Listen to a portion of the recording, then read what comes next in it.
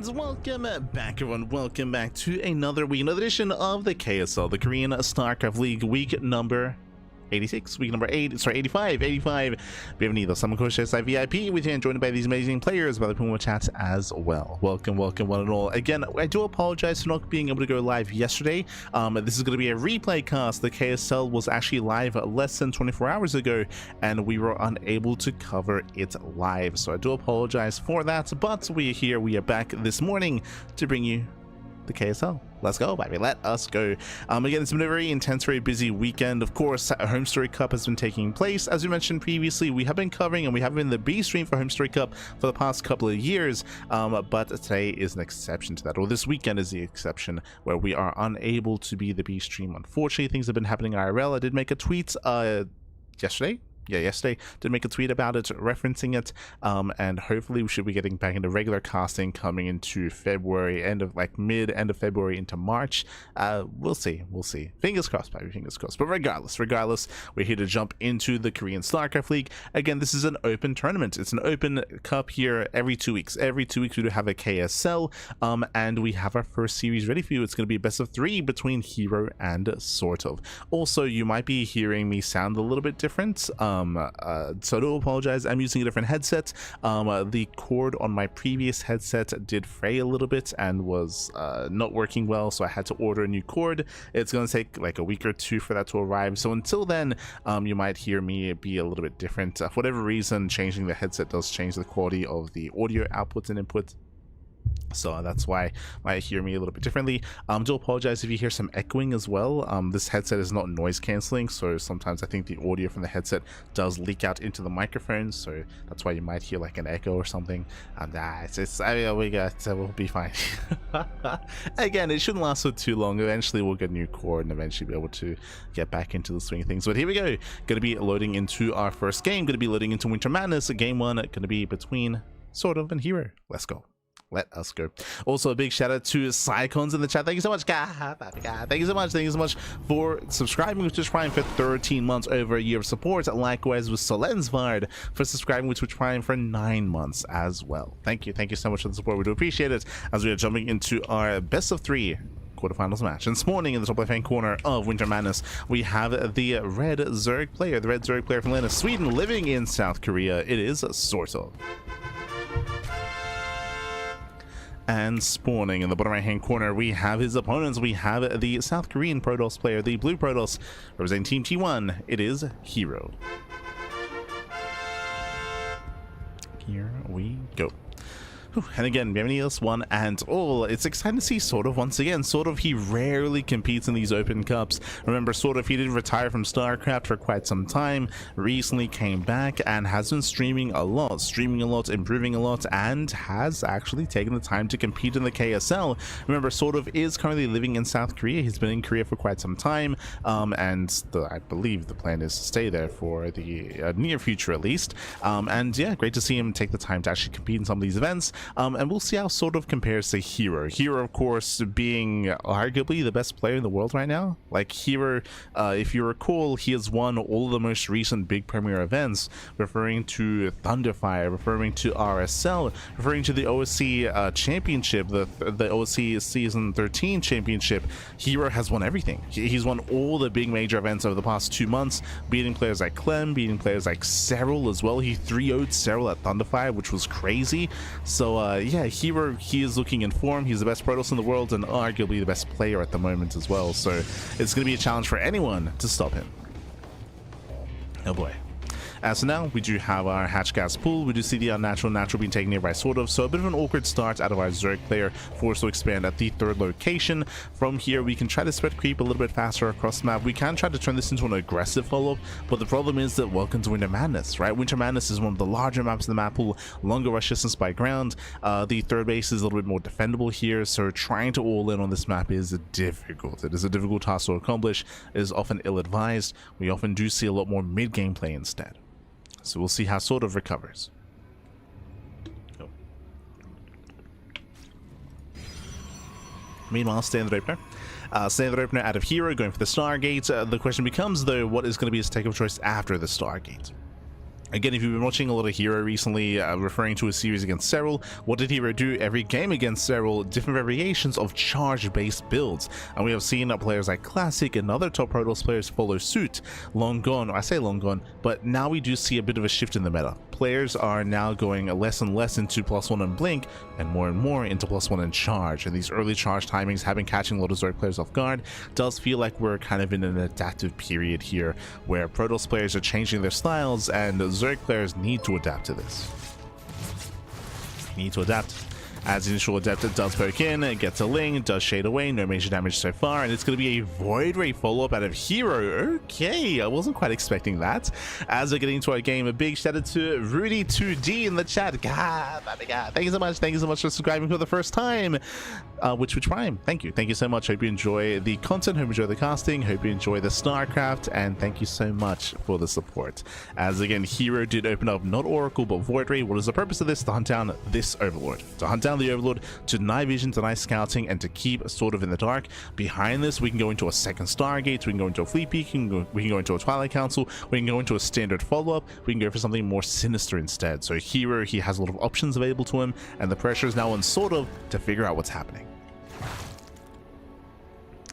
Has nice movement here out of herO. He does wedge himself in between the gas geyser and the minerals. Ling's going to be forced back. The first Void Ray does move out. The initial Overlord was killed, and we see herO is expanding. Now, this is important here sort of to scout. His Lings, they move out, and Lings, they don't get into the main, but they do confirm the timing of the Nexus.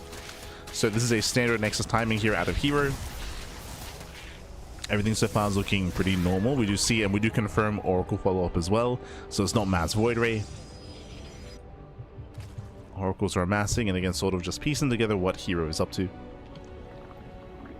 As he's forced to pull back all of his Overlords, the Queens are stuck at home. We do have to throw down more Spores.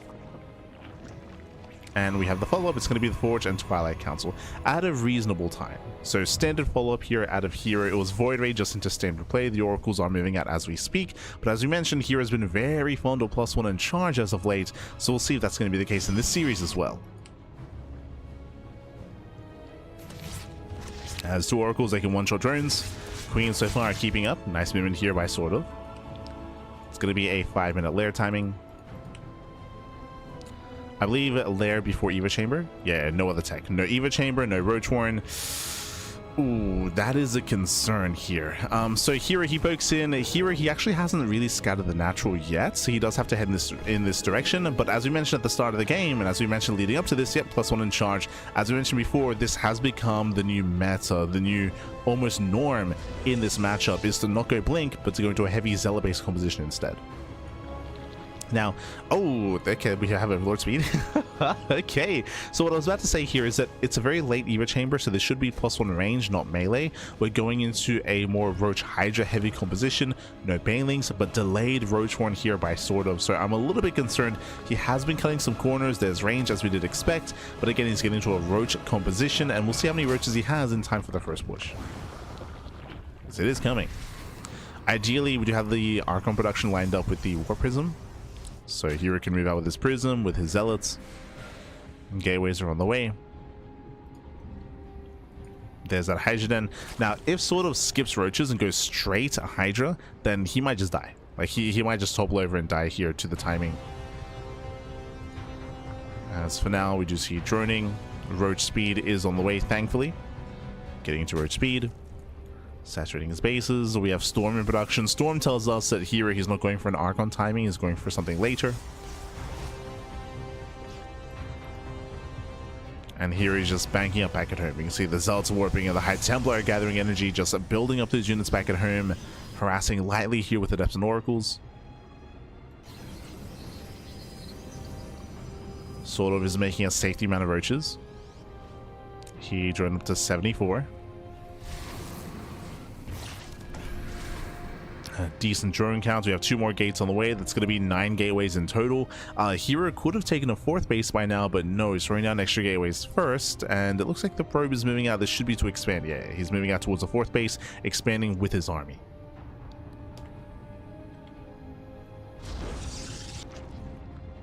So basically herO, he should be pushing on the left-hand side, and he's expanding behind it to protect it at the same time. Nice transfuse. Saves the queen. Hive is on the way. Sort of, it looks like he's going to be going for... He's not going to be going for layer tech lurkers. So he's building up his Roach Hydra. Lurker's going to be delayed. Oh! Does not catch the Oracle. And here he's pushing. Here we go. Now, I assumed that he was going to be moving out with a Warp Prism. That is not the case. There is no Prism. He's going to be warping in and reinforcing from back at home. And here he comes. He has a massive amount of Zealots. He has how many had Templar? 4. 4 Templar, at least 4 Storms. Lurker then is just now on the way. Remember, this is for Hive Tech Lurkers, but here he's going to hit first. Yeah, he does strike. Oh, no, the Hydras are exposed. Yeah, 1, 2, 3. Oh, okay, 1 Hydra going down. Another getting softened up. The Storm on the Roaches. Oof. Yeah, the Storms are brutal. We have, what, 2, 3 more Storms left. Oh, God. The Storms, they soften up the Roaches. Oh, God. Yeah, the Storms are brutal here, and sort of, he just cannot engage. He cannot engage. You can see the Roaches are all deep in the red thanks to all the Storms. Now we get a couple of Archon volleys. And here is done it. Here he breaks the third base. The third base has broken. More Zealots, they reinforce from across the map. And again, the Storms are brutal. Brutal Storms. And with that, here he has done it. He has done it. He has broken, sort of, snowballing out of control from here, pushing in towards the fourth base. More Zealots have arrived. There's all 1 Storm left. Oof. Once again, Storm zoning away those Roaches. And sort of, it looks like he's going to be able to hold on and fend back this attack, but he's already lost so much. He lost 20 drones and an expansion. So the damage has been done. The damage has been done. We have Immortals being preserved. High Templar were preserved as well. Behind this, I don't even think this is necessary, but here is going into Sky Toss. I mean, went ahead, get further ahead. Fleet Beacons on the way, getting to the Mothership, potentially into carriers. And unfortunately, sort of, as we were trying to emphasize, he was taking up a little bit too much. Taking up into the Hive, taking up into Lurker, taking into Lurker upgrades. And unfortunately, none of this came into play, right? It was too late, right? So we were getting ready for a longer game. Yeah, GG gets called, and herO takes game number 1. GG. Whew. GG, well played. And again, this is a style that has been rising in popularity. As we were emphasizing, this is how herO 3-0'd Serral as well, just because a lot of Zerg players have been conditioned to go into a longer game state, right? To try to, especially on these larger maps as well, to be able to get into your Roaches, get into your Hydras, or to get into your Ling Hydra, and then start taking up into Hive Tech. It does mean that there's a big window in time where you're vulnerable. I would say that against herO, against these more assertive and aggressive and early Zealot timing attacks, it is imperative to build up your mid-game composition. Your Roach Hydra, Banelings being mixed in as well, or even Lair Tech Lurkers, to focus on that mid-game a little bit more here, as again, specifically for herO, he has been abusing the fact that players have been a little bit more greedy. GG. GG, well played. With that, herO does take a lead in the series. Now we're going to be loading into game number 2. Question becomes, do we see another Zealot timing? Again, herO has been very, very fond of these charge-based follow-ups and charge-based builds, but not saying that he never goes +1 and blink. Let's go. Spawning in the right-hand corner of Tourmaline, we have the Swedish Zerg player, the Red Zerg. Red Zerg player himself down in the series. We'll see if he can bounce back. It is sort of. And spawning in the bottom left-hand corner, we have the South Green Protoss player, the Blue Protoss, representing T1. It is herO. 1:20 a.m. Oh no. Cuídate, papi.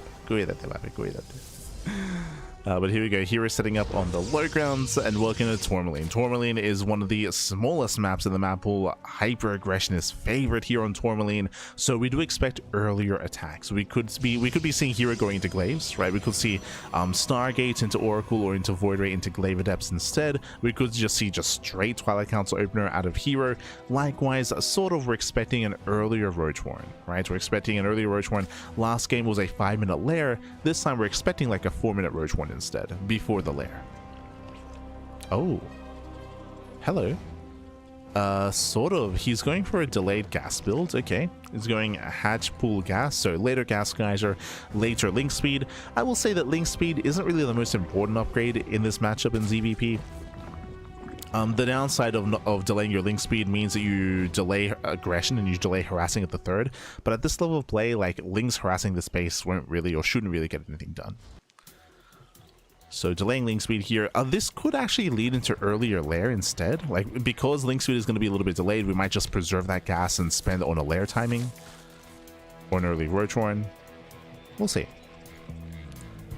We'll see where that first 100 gas is going to be spent. As here, he is just being as annoying as possible. Just tasing away at the drones. Behind this, we have our pylon placement. So typically with a Stargate opener, the pylon is placed a little bit further on the right-hand side. To see it placed here next to the gas geyser does mean that we could even go for a different tech structure or Stargate into Void Ray. Show us what you got. Stargate. So Stargate opener here at herO. We'll see if he goes for the Oracle or Void Ray this time. Remember last game it was Void Ray first to hunt out the Overlords. I'm not opposed to him kind of making it look like the same build 2 games in a row. Meanwhile, link speed is being researched and sort of he pulls out. So he pulls out a gas, only link speed. It's going to be later or delayed link speed compared to a regular build. But as we mentioned, link speed isn't the most important upgrade. Not in this matchup. Oh.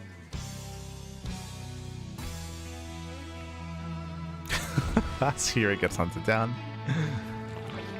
There's a third. At the same time, Adept does shade in towards the mineral line. And ooh, drones are going to get saved. They do pull away. We have some denied mining time, but nothing too major here. And here is going Oracle first, not Void Ray this time. So we're going for the Oracles. Everything so far is looking standard. Adepts, Oracles, no denied vision, no denied scouting.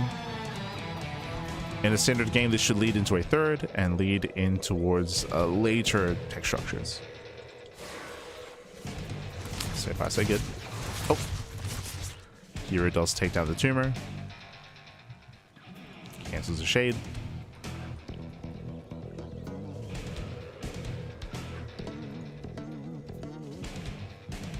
Here comes the third base out of herO.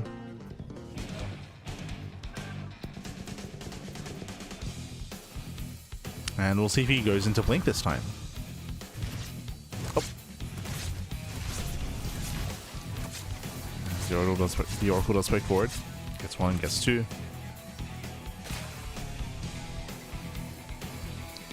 Again, because of the size of the map, there's a higher chance that the Zerg player should be the aggressor this time, so there's going to be likewise a higher chance that herO goes into blink instead of charge. We'll see. We'll see how safely he plays.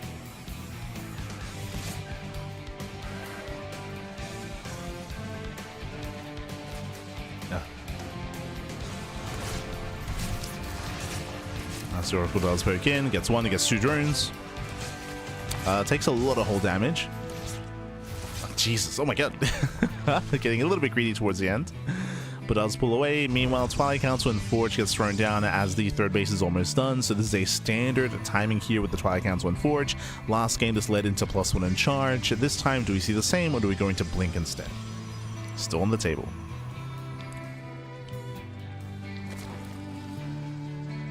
Meanwhile, as we assumed, this is a 5-minute Roach Warren. Remember, last game was a 5-minute lair. So, sort of, this time he's going for a faster Roach Warren and delaying his lair instead. This time it's going to be a safer build out of sort of. I mean, safer or more aggressive depending on your outlook, of course. But faster Roaches. Also, if you notice, no Eva Chamber. Right, there's no chamber, not yet. So no setup for upgrades. There's a lair. So Roach Horn into lair, into delayed Evo Chamber, into potentially non-existent Evo Chamber. Oh no, there it is. It's going to be delayed. So here it does poke in. We have confirmation this time it is going to be blink, not charge. As you mentioned before, this does make more sense if herO believes that sort of is going to be more aggressive. Blink has a lot of value, of course, when it comes to your micro, your control. And here has shown off some very impressive defenses and holds against all-ins with Mass Blink Stalker.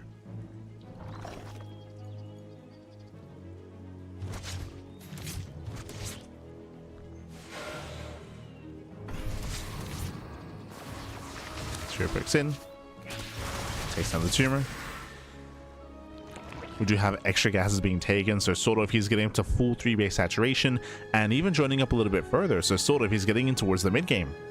He's joining up his 4th, and similarly to last game, infestation bits, hydrogen. So just like last game here, sort of is building up in towards a later game. Meanwhile, 2 drones getting picked off. But this means that sort of is not being aggressive. It means that this early roach horn timing was just to be safe. So it was just a safer build here by sort of. He's already got a handful of roaches, and now he's going back into droning and teching. So this tells us that sort of is going to be more passive. I mean he is, right? He is being more passive, more defensive. Ooh, as more drones are going down, getting into 3-4 drone kills. Ay. Meanwhile, here he's turtling up quite hard. We have shield batteries, cannons, stasis traps, 3 cannons even as well. I would say that this is an overreaction. We did mention earlier that just the likelihood of sort of being aggressive was higher here, and it looks like herO, I mean, that's why he went blink, and you can see it here as well that herO was just assuming that was the case. We can now see, and herO now confirms as well that it wasn't the case, that sort of was droning, so this actually puts herO in a worse position, right? These resources spent on cannons and shield batteries could have been spent on another expansion or earlier in extra gateways. But the fact that we're not seeing a 4th base, oh, there we go. 4th base is on the way. Once again, here expanding towards the Zerg, right? This is an aggressive expansion out of herO. What does this mean? This means that he does not need a warp prism or a proxy gateway, because he can warp in here, and look at how small the map is. They're already touching tips, right? The 4 expansions are already on the same screen. So here he can just warp in here at his base and essentially reinforce on the front lines at the same time. So he's setting up here. Throwing down more cannons, more stasis traps. Oh! Lings, they attempt to slip by. Here is in position. Fleet beacons on the way. Should be for the mothership.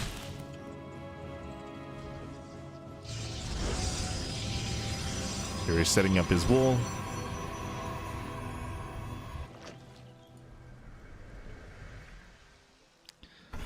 And sort of he can't quite engage.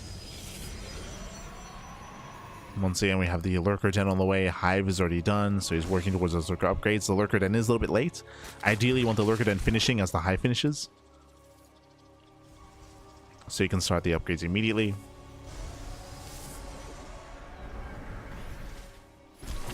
Ooh, the wall is still a wall. Okay, quick reactions out of herO. Very quick reactions. Sort of does push forward. There's plenty of storms. As herO was a little bit trigger happy. And as he defends with storms, he goes for a counterattack at the same time. Sort of out of position. herO, he pokes in. He does not commit though, but he will distract. So this is giving herO more time to build up. At the same time, it's also allowing sort of to build up his lurker count. So sort of he's actually getting into the mid game. herO is 0 detection. He cannot fight the lurkers. At the same time, ooh, storms they do zone. Sort of has to respect it. More lurkers morphing in. And herO, he doesn't rotate. The High Templar exposed. They're losing 1, losing 2. They're losing 3 High Templar, forcing the morphing as well. A better fight here for sort of. And herO now rotates. He pulls back with his second army. Pulls everything together, but now there are lurkers. How many lurkers are there? 11. 11 lurkers should be enough to hold on. Should be. Crazy blink. Blinks forward, High Templar go down, but where's the support? Oh, no! Yeah, there's no support. No support for the army. Every lurker will go down. Ay. Again, 11 lurkers are good and all, but there was nothing to defend, nothing to protect them. Lurkers are so fragile. And every lurker goes down. Clutch transfused. Oh, no. Yeah, the final lurker falls. And here it takes a massive fight. He kills 11 lurkers. Ay.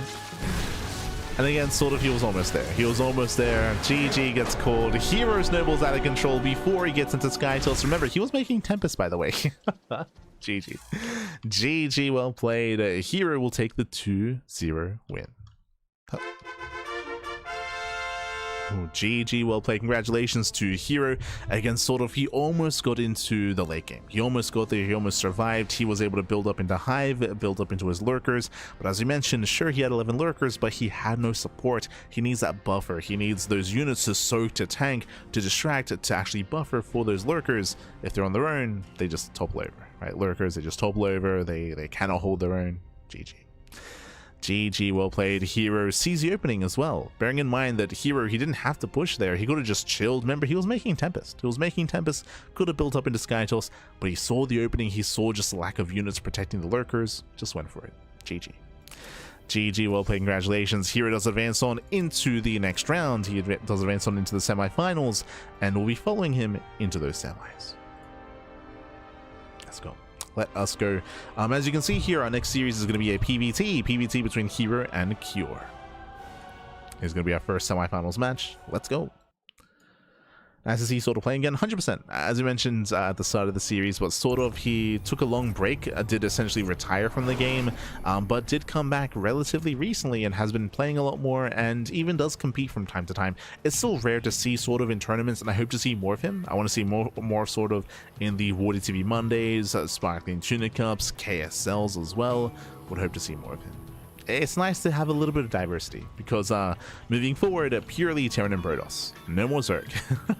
he was our Zerg representative. But here we go, spawning in the top right hand corner of the Old Republic. We have the South Korean Terran player. We have the blue Terran representing Team Liquid. It is Cure. And spawning in the bottom left hand corner, we have his opponents. We have the red Protoss player representing T1. It is herO.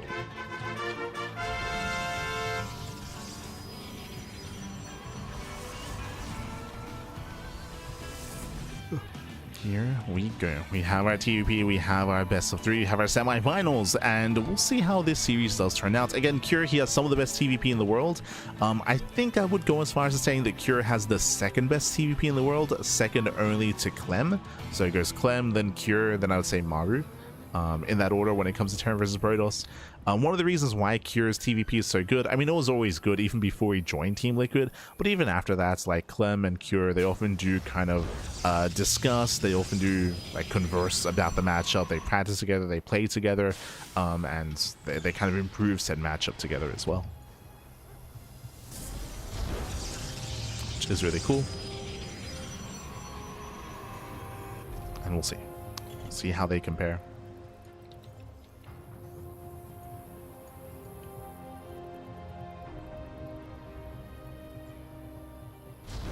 Now we have our initial openers. Economic start out of Cure, true, going for a Rax expand, so economic opener in towards the mid game, and of course welcome to the Old Republic. The Old Republic is one of the larger maps in the map pool. I will say though, it does have a very difficult to take 4th base, and that's going to be a massive factor in this matchup. The 4th base is difficult to maintain. Because of that, typically we do favor Protoss here in a longer game, where Protoss, it's a lot easier for them to gain map control, mass expand, and contain the Terran on a low base count. So I would say the early to mid game is going to be in favor of the Terran when it comes to early aggressive builds, but as the game progresses, then it does fall in favor of the Protoss, unless the Terran player can get their 4th. If the Terran player can establish a 4th base and max out, then that is when they can gain momentum instead. So it's TVP is, it does kind of have its like errors or kind of phases. It has that kind of back and forth. Before I get ahead of myself though, do you see what I see? I see a second Rax.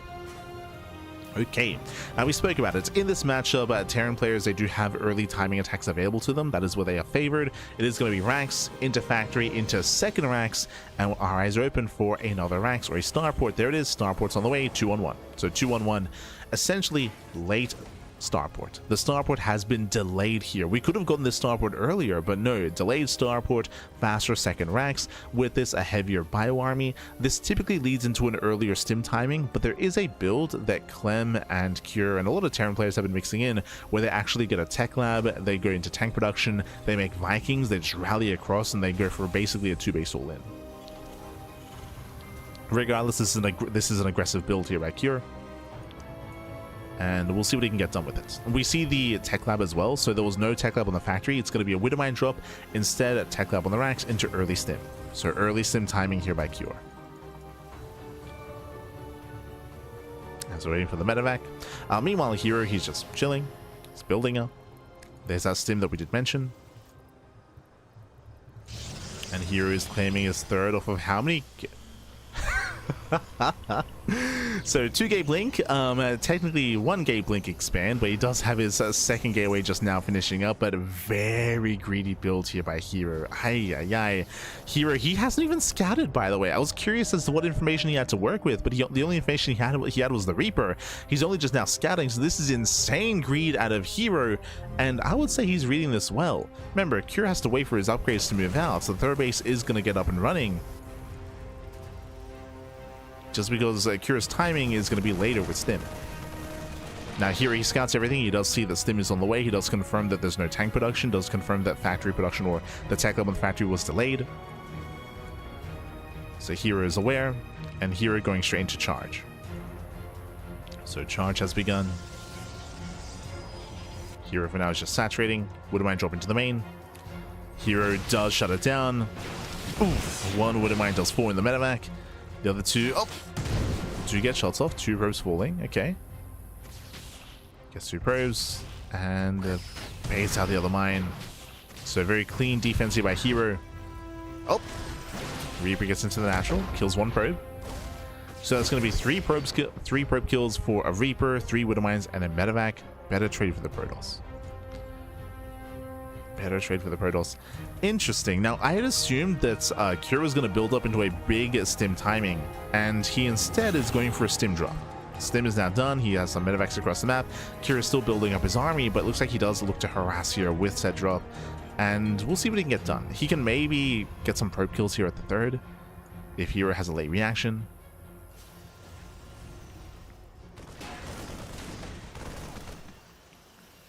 Or even just drop into the main. We'll see.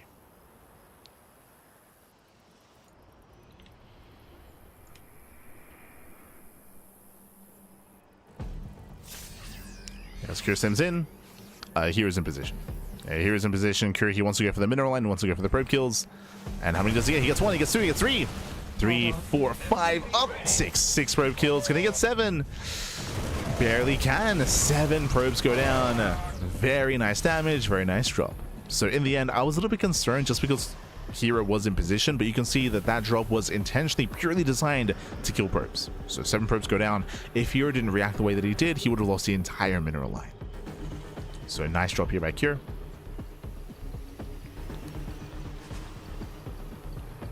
But again, we have confirmation that herO is getting a 3rd CC. herO is expanding, is getting into the mid game. Now, the scary thing about what just happened here is that herO, as herO gets into the main, yeah, it blinks into the main base. There's nothing in position. Yeah, herO's out of position now, racing back up from the natural. He will lose a tech lab, lose a reactor. I was waiting for him. Nice catch. Yeah, very nice punish here by herO. Ooh, we'll still lose a medevac. We'll lose 2 medevacs. Oh, good. So a bit of a back and forth towards the end, a little bit of a messy defense here by herO. As herO got the tech lab, the reactor, 2 medevacs, pulls away. herO lost 3 stalkers. That was worthwhile for herO.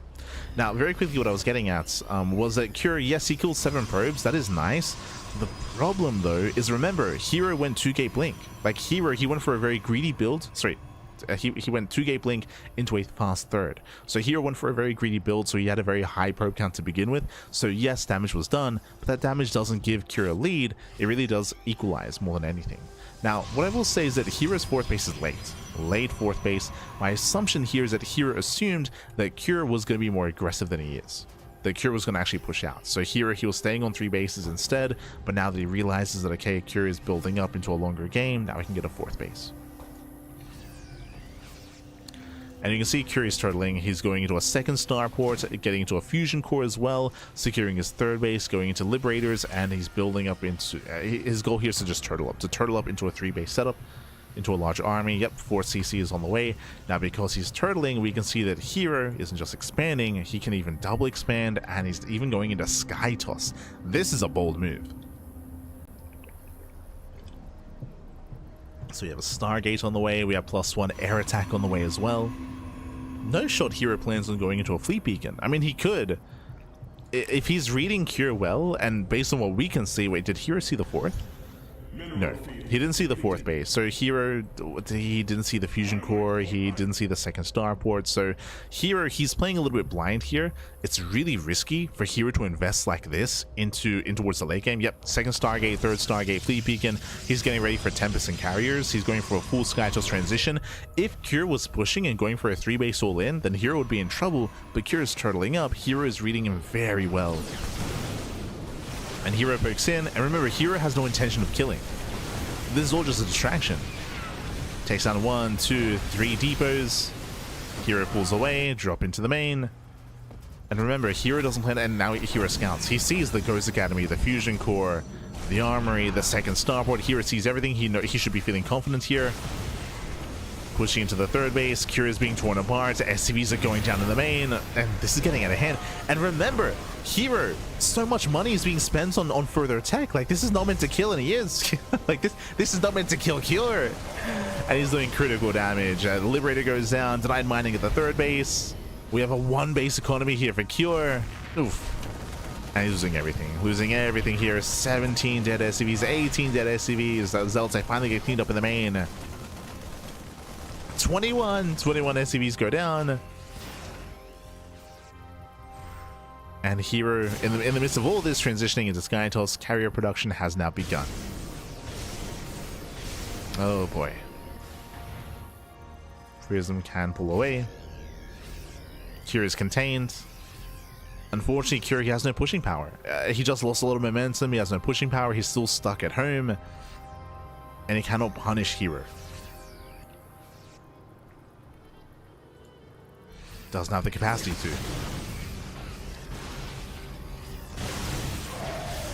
herO pokes in. And he peels off some Zealots. Catching more SCVs. Oof, as Liberators they reposition, herO does take advantage of that. Zealot run by at the same time, and Cure just doesn't have the supply. He just doesn't have the supply to defend all locations at once. That's another 8 dead SCVs. And the carriers are slowly amassing. They're slowly amassing.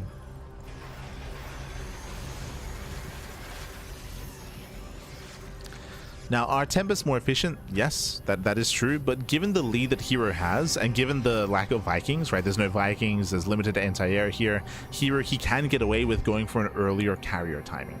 Technically, again, this doesn't scale as well into a longer game, but the game isn't going to last that long, to be honest. Like, this, this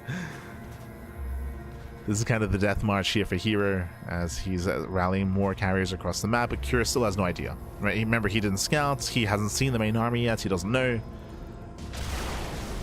I would say that herO is maybe being a little bit premature with these carriers. He could wait for 6, but it's fine. Nah, yeah, it's fine.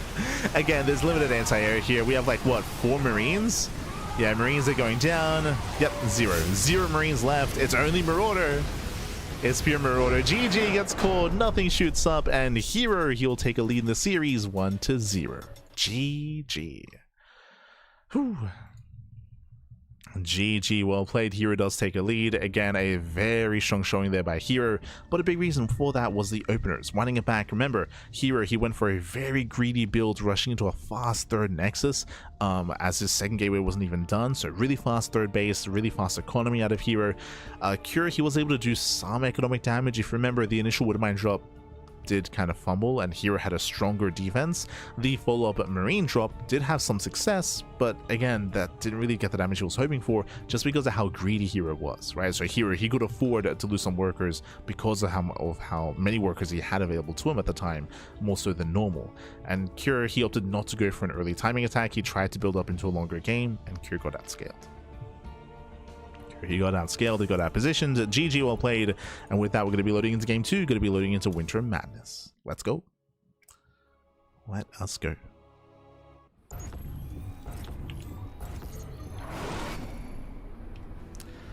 Spawning in the bottom right hand corner of Winter Madness, we have the Terran, the South Korean Terran player, the blue Terran, representing Team Liquid. It is Cure.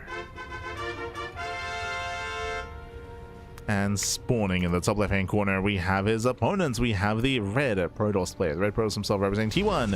It is herO.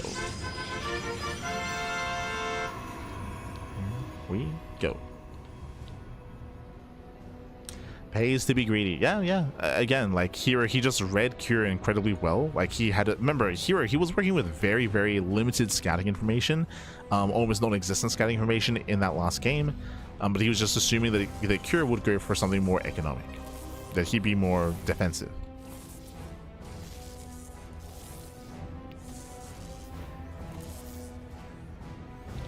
And here he assumed correctly.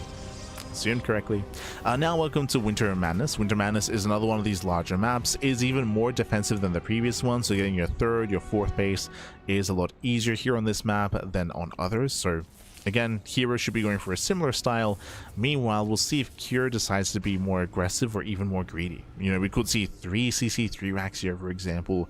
We could see Kira try to meet, if not exceed, the greed of the Protoss.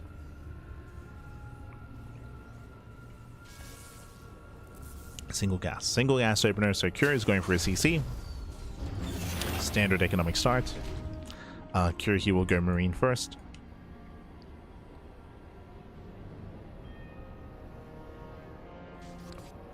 As herO is being as annoying as possible. Attempting, and he does delay. Yeah, it does delay the CC. Oof. As Kira just wants to expand. There we go. So delayed by a couple of seconds. And it's going to be Marine first into Reactor. So again, a lot of greed here by Kira. Kira, he is not going for an SCV scout, and he will skip his Reaper, only checking with the Marine nearby for a proxy. So you can see he's checking for the proxy gateway.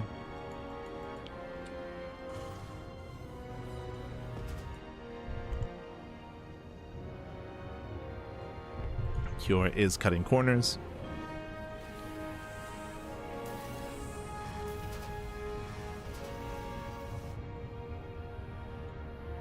And we'll see if a herO goes for a higher gateway count instead.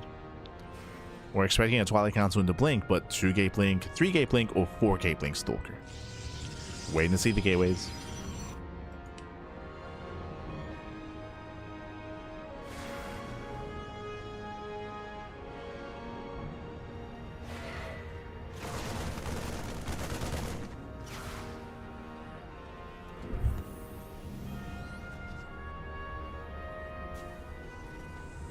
Oh, as this time Kira is going for a 1-1-1. Remember, last game Kira, he delayed his starport, going for a faster second racks into faster stim, into that kind of weird stim timing. But this time he's going for a straight 1-1-1 instead. With this, he can go for an earlier medevac drop. Go for an earlier move out. Hero pokes in, and he's trading well. The Marines are being softened up. It's one. One Marine goes down.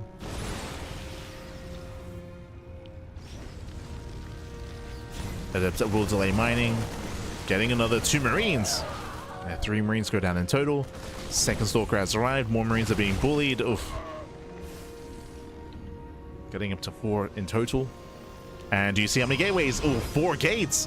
Yeah, 1 in the main base, 3 at the natural, 4-gate Blink out of herO. So unlike the last game where we saw hyper greed out of herO, this time we have hyper aggression out of the Protoss.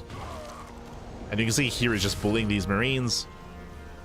Medevac is on the way, Cyclone as well, that will help.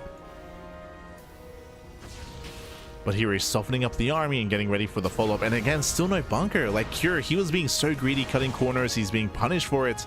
The Cyclone finally locks down one of these Stalkers. Kills one. Kira can push.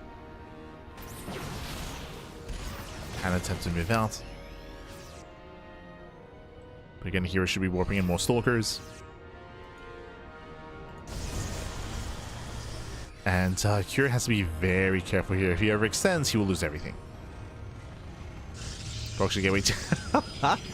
How many gates? I assumed it was going to be 4-gate, but no, it's going to be 5. 5 gates set up here by herO. Hyper aggression. You can see herO getting ready for the drop. We can see the drop moving in said direction. Uh-oh.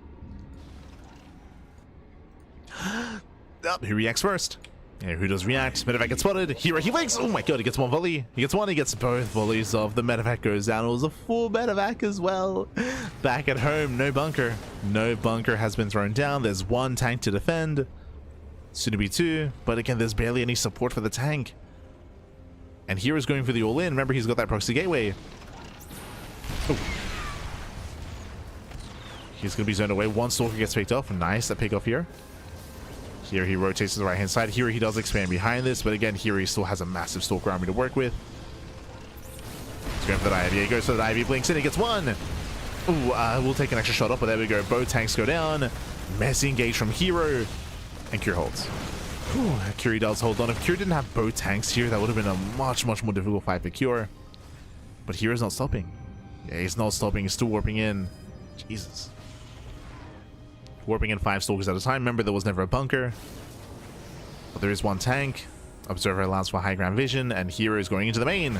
And tank's out of range. Yeah, the tank is out of range. Add-ons are going down. Cure is being pulled apart. Does snipe the observer. Here he wants the tank. Gets the Vikings. Gets one, gets two. Both Vikings go down. Remember, there's no stim. And we just rotate. Yeah, we just rotate over towards the low ground. The bunker will fall. There's no repairs. And Cure just cannot keep up. He scans. He sees this also a third base alongside this, so even worse. Like, I would say this third base was unnecessary for herO, but hero's even getting double 4, just getting further ahead. Whereas herO could otherwise just end the game. And he may still just. Yeah, blinks in. Takes out the tank, the Viking. Bleeds out a couple of stalkers. One more tank getting in position. And here he can just pull behind the mineral line. Oof. Remember, stim just now began. The tank is repositioning.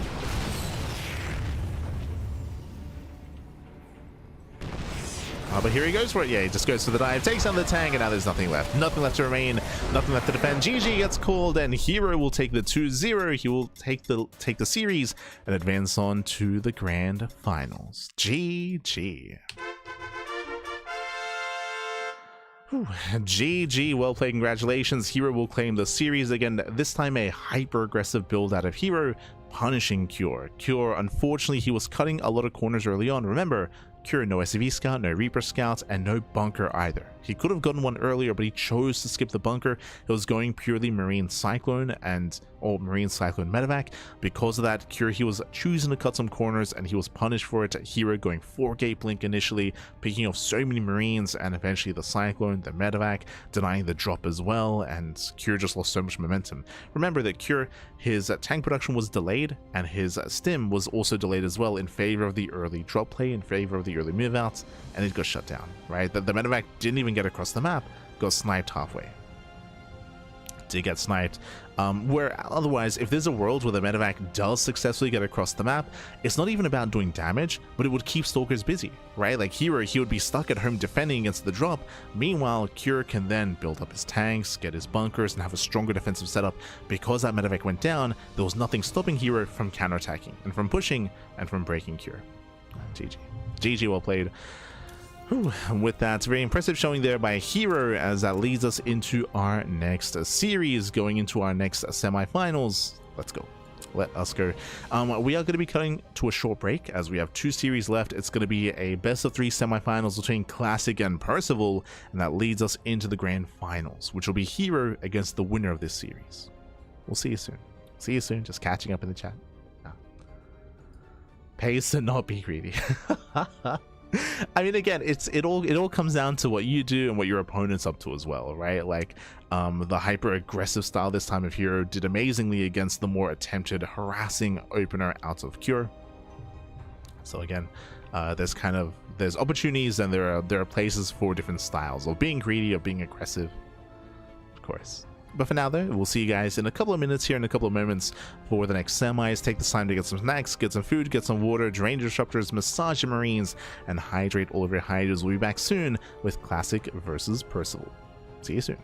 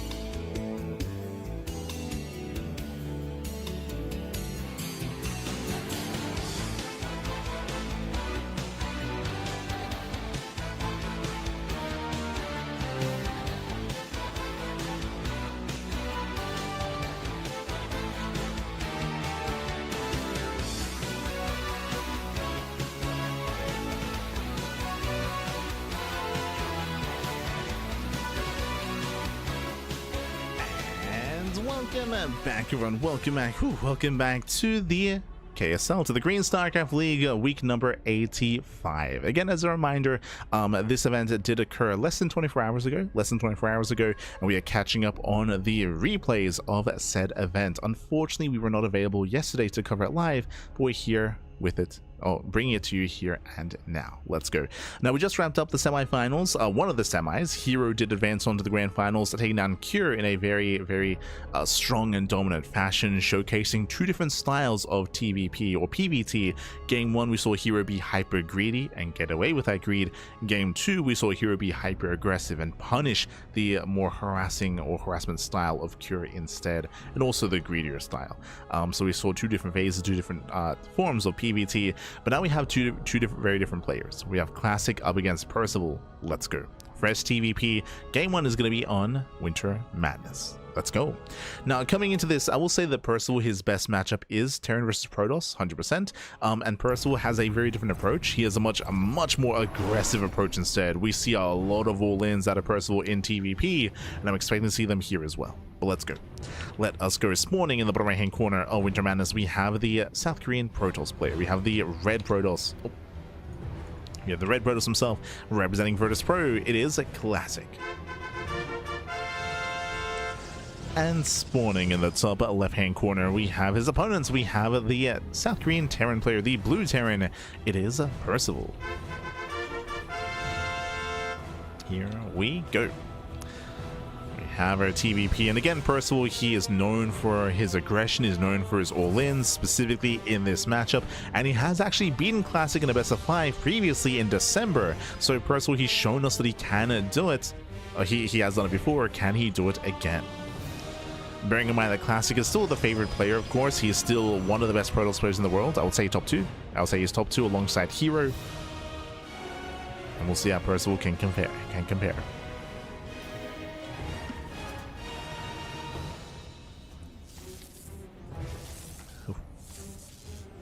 As for now, we do have a single gas, so single gas opener out of Percival, going for a Rax expand, economic start. But the follow-up is what's important, right? Is it going to go into a 1-1-1? Is it going to go into a faster second Rax? Is it going to go into a faster third Rax? Does it go into a faster third CC? Percival, he has options. Does have options.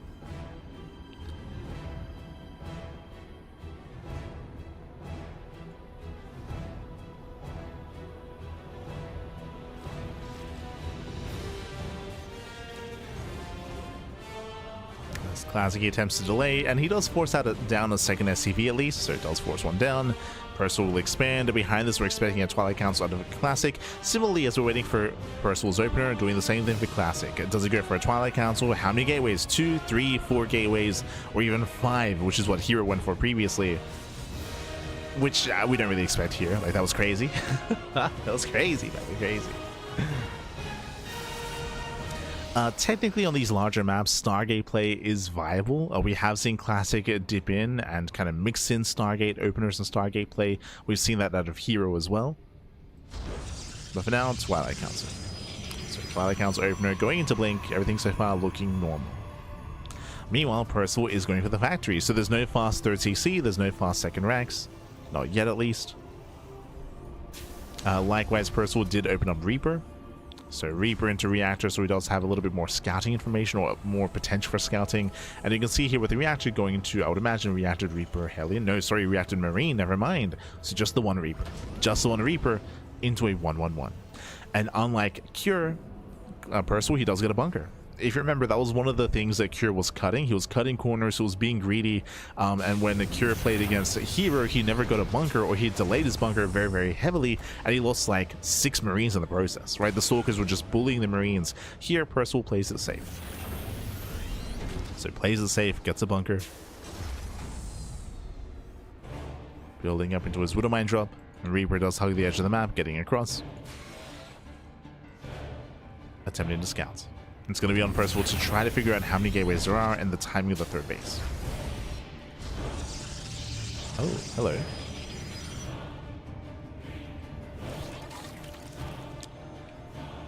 That's Percival, he does spoke in, and he could actually delay here. Not bad. Yeah, Reaper does get here in time. Will delay the 3rd. As Classic is going 2 gate. So yeah, 2 gate Blink into a 3rd base. So we have a greedy build here by Classic. This is the same opener, the same build that herO went for in game 1 against Cure. If you remember, that was on the Old Republic. So Classic is being greedy. It's on Percival to attempt to punish. He starts things off with a Widowmine drop, followed by an adult, followed by early tank production. So early tanks, only 2 Widowmines.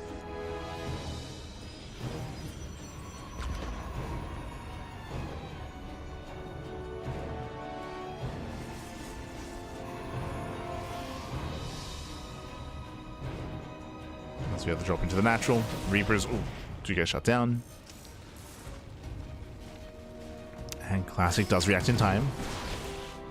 First shot goes off. Second one in the main. Oh, he's crazy. Classic does pull the boys. Oh my god, and the Widowmine does burrow in time. Gets a Stalker. So 1 Stalker, 1 probe for 2 mines, and the medevac gets away. So not a bad job here by Percival. Not bad. Does get away. He's able to get full scanning information as well, does confirm Blink, does confirm the timing of the 3rd base, and back at home he's gearing up. Building up more tanks. Oh, actually going for a Banshee follow-up. Okay. Uh-oh. Meanwhile, Classic is hunting for the medevac. He blinks. Yeah, he blinks in, does intercept. And the medevac does react. So good reaction there by Percival. The tank is sieged, Stalkers get punished. And Percival, he's holding on. And the medevac gets out. There's a salvage on the bunker. And Percival, he's rallying. Bearing in mind, remember, he's going to be rallying with Banshees as well.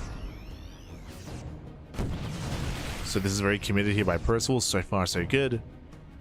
Hasn't lost the tank. Stim is now on the way. With the backbone of the army are the tanks. But Stalkers are here to engage. Marines are going down. Does pick up a couple of Stalkers.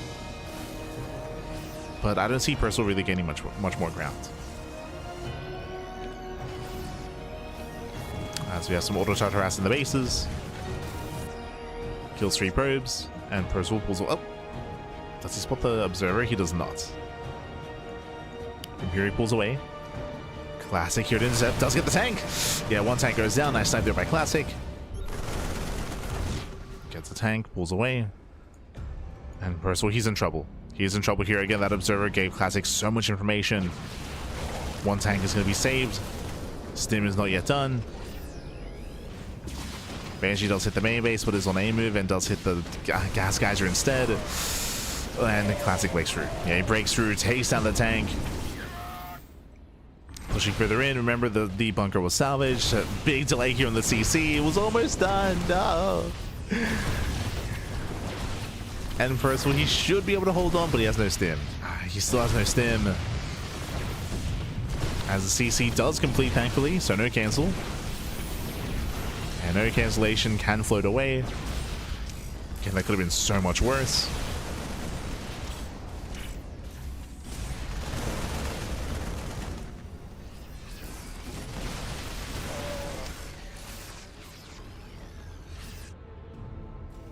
And even though Classic doesn't kill Percival, I mean, hey, he got a tank, he was able to pick off the SCVs, able to lay the third base and contain Percival here on 2 bases. Even getting the second tank as well. And Classic is looking comfortable. It's been a little bit more of a shaky back and forth, but unfortunately Percival, he was just bullied as he raced back home. If he was able to get home in time with both tanks, he could just siege up, set up, and expand, but again, he's been heavily delayed.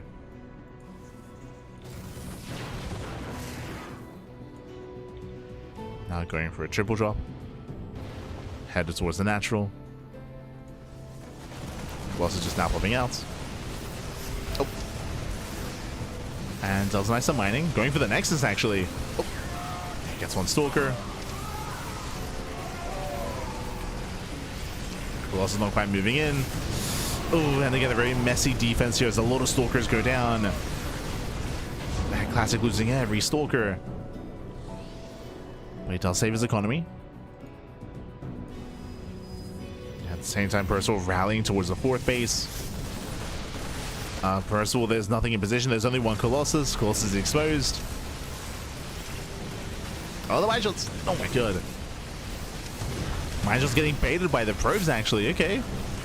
Yeah, mine shots are baited, but the Nexus does go down. Nice pick up. Percival picks up.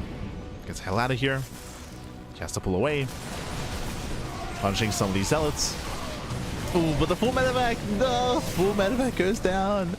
Yeah, Percival, he got greedy. He chose to stick around, chose to keep pushing. Percival, he gets punished. Killing the 4th base was great, but oh my god, he loses so much here in the retreat.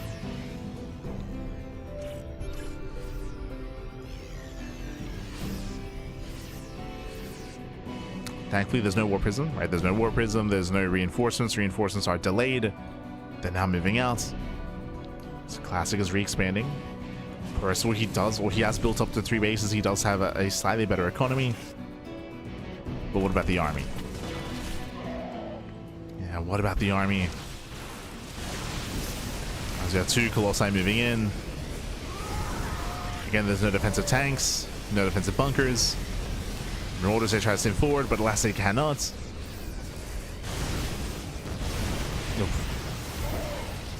And Classic just bullying back the bio. And nice saving the Colossus, nice juggling. The Prism is here. And the Marine Marauder just cannot engage. Not into the Colossus. Now he has some Vikings. Okay. Now we do have a couple of Vikings. Got 2 Vikings moving in. Down to 1. Oh my god. Clutch save. Again, 1 Viking left. As Classic once again, he gets into the middle line. 18 dead SCVs. 19 SCV kills. Viking goes down. Again, nice target firing there by Classic. Oh, there's 1 more Viking. He stims in. Oh, going for the Prism. Prism does go down, denies the warp in just barely, but GG gets called. There's still just too much Protoss, and Classic takes game number 1. GG. Whew, GG, well played. And again, Percival, he almost got away with it. He had some nice aggressive moves here. Percival dropping into the bases, killing some workers, pulling away. We saw him, of course, killing the 4th base as well. That was a big moment for Percival. But as we mentioned, he chose to stick around. He chose to rally forward. He chose to keep the medevac supporting the army as well, instead of boosting away or unloading. And he lost everything. He lost his reinforcements. He lost his full medevac as well. And instantly, Classic counterattacked. So even though Classic was behind economically, he had momentum. He had the army, and he was able to press that just barely to break Percival. GG. GG, well played. Classic does take a lead in the series, and now we're going to be loading into game 2. Going to be loading into the Old Republic. Oh boy. Here we go.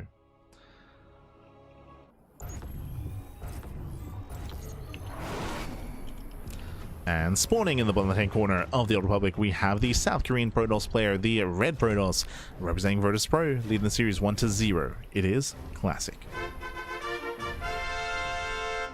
And spawning in the top right-hand corner, we have his opponents. We have the Blue Terran player, the Blue Terran himself. Down in the series, we'll see if he can bounce back. It is Percival. Hola, patos, hola, la grasa, la grasa. Bienvenidos, bienvenidos. Bienvenidos.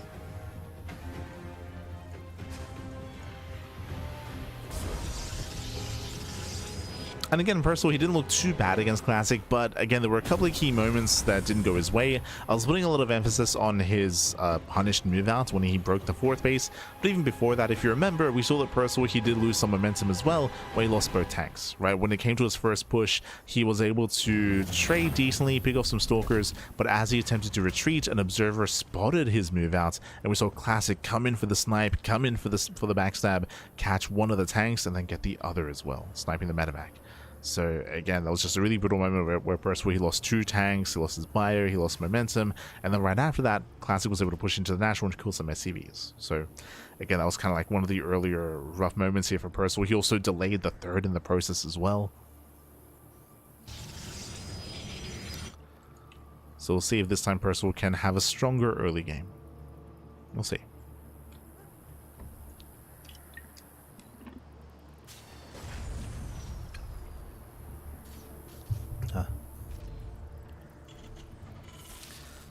As the CC isn't really delayed too much, just forced off center.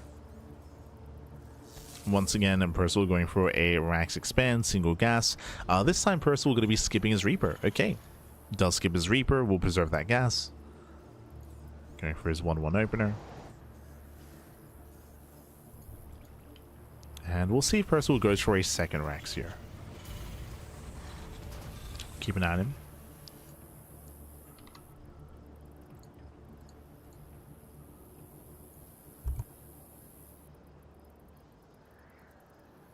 Now, last game we saw Classic went for a 2-gate blink opener, 2-gate blink into a 3rd base, so we expect to see a safer build out of Classic this time.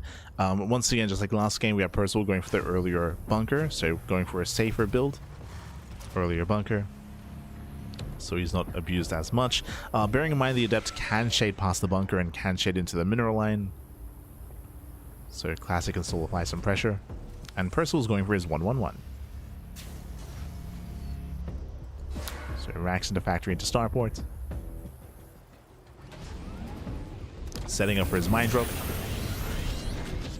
Thankfully, Classic doesn't get under the CC. Thankfully. So far, there's 1 gate in the main. Should be getting a 2nd gateway here at the natural.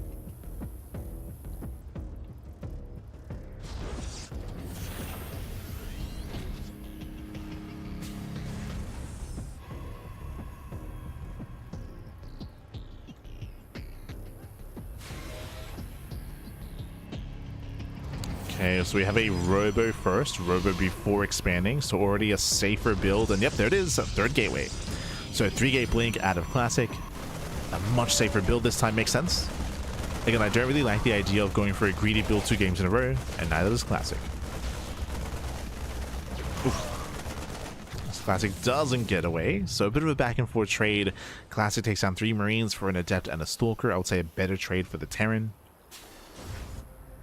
As he's trading minerals for gas. Oh, that's another gateway. Uh-oh. Do you see what I see? I see 2 gates in the main. I see 2 gates here at the natural. 4-gate blink Stalker. A much more aggressive build here by the Protoss.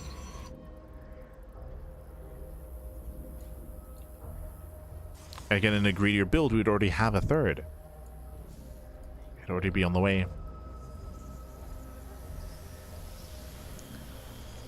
Here, Percival trying to drop into the mineral lines. Stalkers do react. Oh! Oof, getting one of the Stalkers, not bad. One stalker is picked off. A blink was not yet done, but he does not get into the main. He doesn't count the gateways. He's aware of at least 3. Of at least 3 gates. What do I mean by that? Well, I mean, one gateway is here as a part of the ramp, one gateway would be a part of the wall, and then you saw one gateway next to the Nexus. So he's racing back home. Back at home, we have tanks on the way. Early stim. Okay. Getting into stim, into liberators. A couple of boys are being pulled. Oh. First, we'll take this very seriously. The boys are pulled back. I am here in the shadows. Ooh, nice mine shot.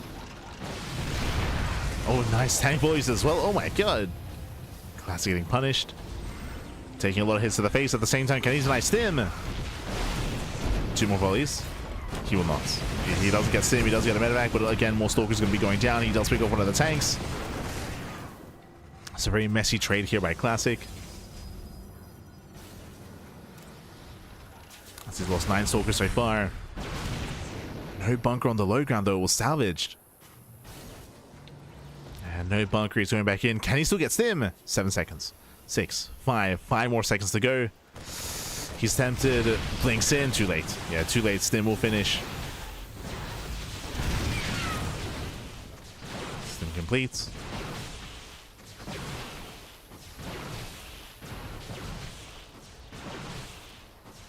Oh, diving one of the tanks. Tank goes down, nice control by Classic, does save those stalkers. Some decent control. Remember, this third base is very late for Classic.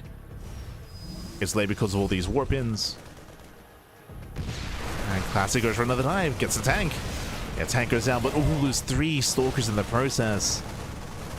Again, these have been some rough trades for Classic. It's been messy. Meanwhile, Liberate into the main base, 5 probes going down, and a stalker as well.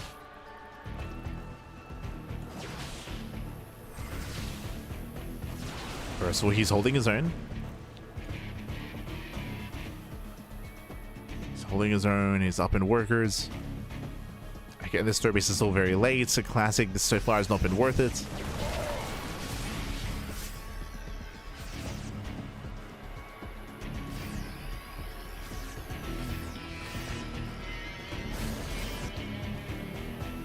As the setting moves out for the backstab. First, we siege up in the center, hoping to catch any stray units. And the question is, can Percival move out and strike before Storm? Storm is now halfway done. Percival back at home, he's not going for an all-in, he's getting a 3rd CC. So 3rd CC's in the main. His upgrades are finishing. I want to say that if Percival had pushed then and there, that he might have just killed Classic. Again, just because Classic is relying on Storm, and Storm would not have been done in time. But now will be. Ooh, yeah, feedbacks on the medevac. Full medevac goes down, and I'm not so sure much is going to escape here. Yeah, the second medevac falls, so it's going to be 2 full medevacs going down. It does get one of the High Templar, but this was not worth it for Percival. It's not worth it. Zelsay drop into the main. They hit the 3rd. Oh, as the prism goes down to the mine. Okay. Percival, he's holding on. Still causing a weird distraction though. First of all, he still turns around. There's still SCVs falling. It's gonna be 10 dead SCVs. And Classic is catching up.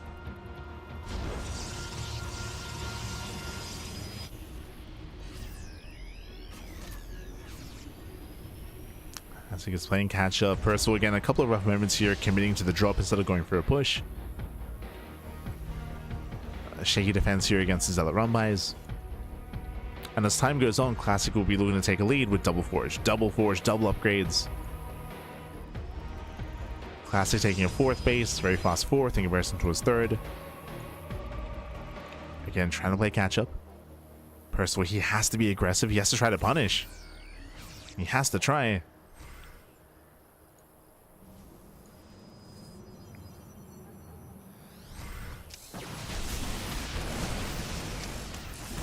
One might goes down, storms are coming in. Storm mainly zoning. And Classic just has to buy time. He has to buy time to warp in more units. Percival, he is up in army supply. Oh, catching out the Prism. Very nice. Prism goes down. Classic, meanwhile, going double Robo, double Colossus production. And the game will continue. Yeah, Percival, he was only poking out. He was not really pushing. Gets a War Prism at least. Now, coming in towards the mid-game, if Percival is able to get his 4th base up and running and secure the 4th with some bunkers, depots, sensor towers, missile turrets, if he can secure his 4th base, he will be the first to max out. And Percival, he will have the much more efficient army if he can get there.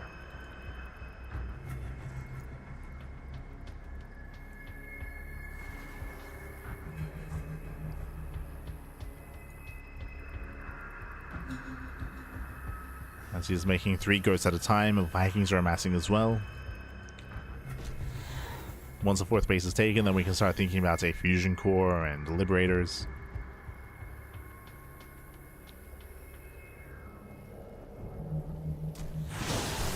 Let's be careful for the storm drop.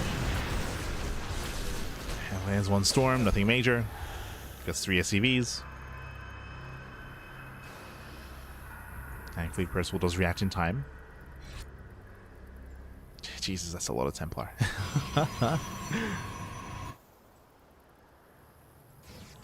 It's a lot of storms.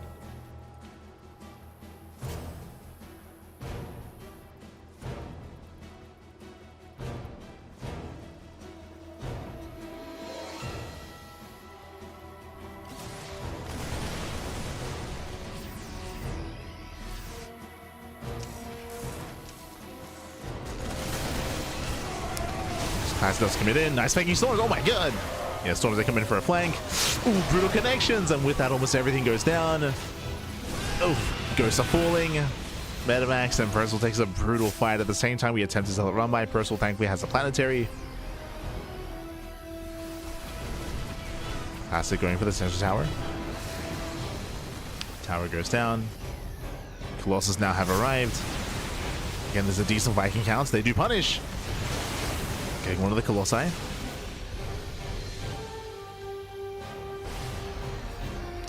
Now, Percival, he still has that army supply lead, but again, that was just a brutal engage here for the Terran. Oh god, as he takes 2 storms to the face. Oh god. His army is deep in the red. Zelce just committed. Yeah, these Marines, they just get 1 shot. They get 1 shots. The storms are insane.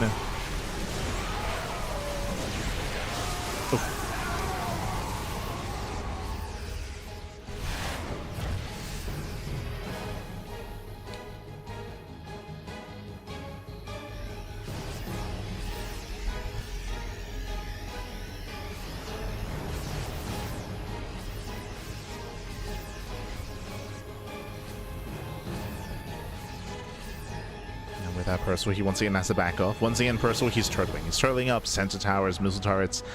There's the fusion core on the way, 2nd starport, liberated productions on the horizon. Percival needs a little bit more time to perfect his army. Needs a little bit more time.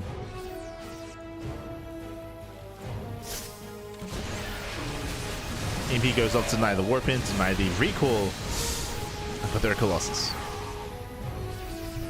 And the Colossus are ready. Classic so far is keeping up.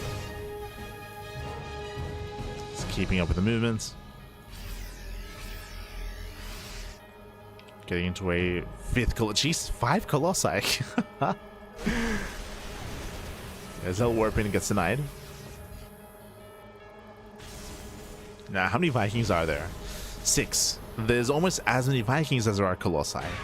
Ooh, so actually there's gonna be equivalent. That's the 6th Colossus on the way. Oh god. So many Colossi, the Viking count is just not high enough. We're already switching into Liberators. You can argue a little bit too soon. Libs are building up. To be fair, Percival doesn't know, right? Percival, he hasn't seen the 6th Colossus. He doesn't realize how Colossus heavy Classic is. Zelce once again distract.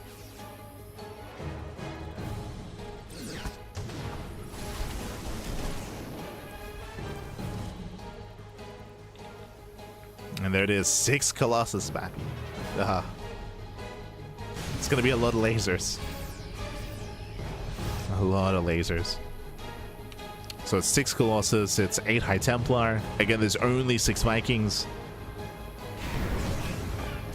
So I'll switch over to the natural. Army gets spotted. Bold positioning with the War Prism. There's a scan, spots all the Colossi. Another Ghost! Air blinks in. Storm of the Liberators. Storm of the Ghosts as well. Oof. But they do land some EMPs. So the Colossus do survive, but their shields are stripped away. Zealot run by the same time. The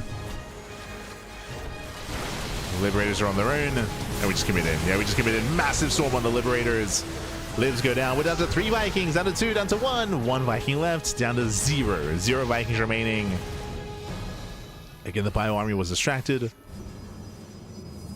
No single Colossus has gone down. We still have all 6. Still has all 6. Finally, one is going to go down. Oh god, but the storms are brutal. Oh god, Jesus. The storm on all the ghosts. Percival, he plummets in supply. Took a massive storm to the face.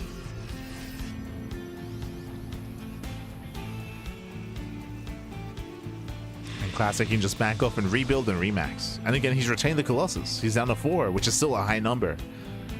Down to 4 Colossus. Percival, he's getting up towards 6 Vikings again.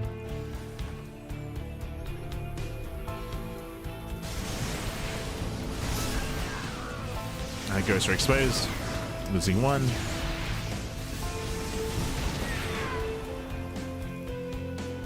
Or at least just the 1.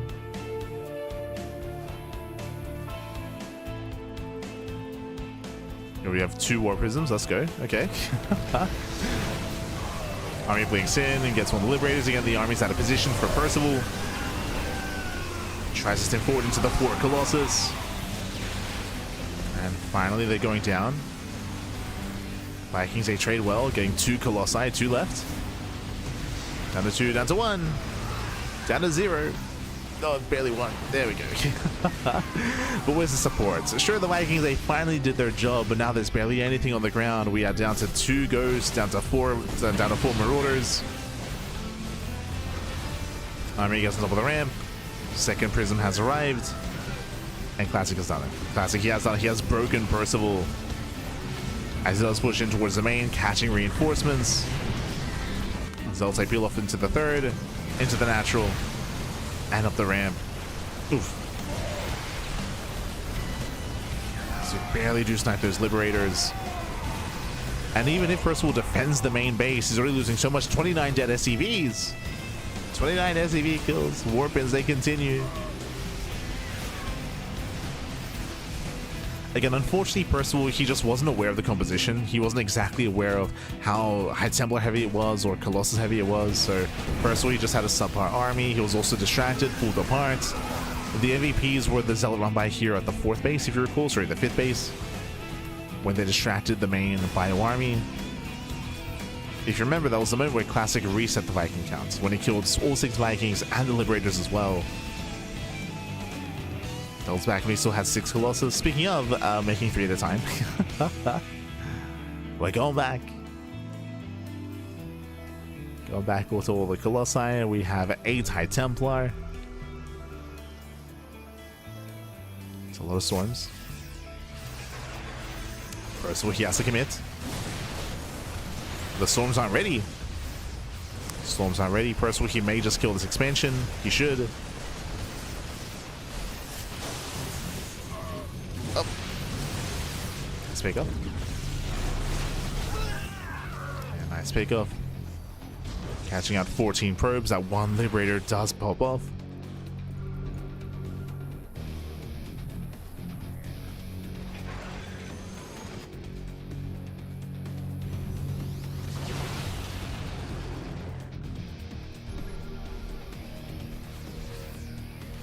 And again, personally, he's had a couple of nice moments here and there, like catching out 15 probes, sniping an expansion, but he needs more.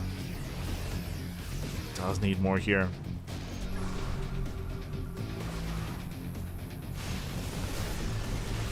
Setups are distracting. Oh, bit of miscontrol there by Classic.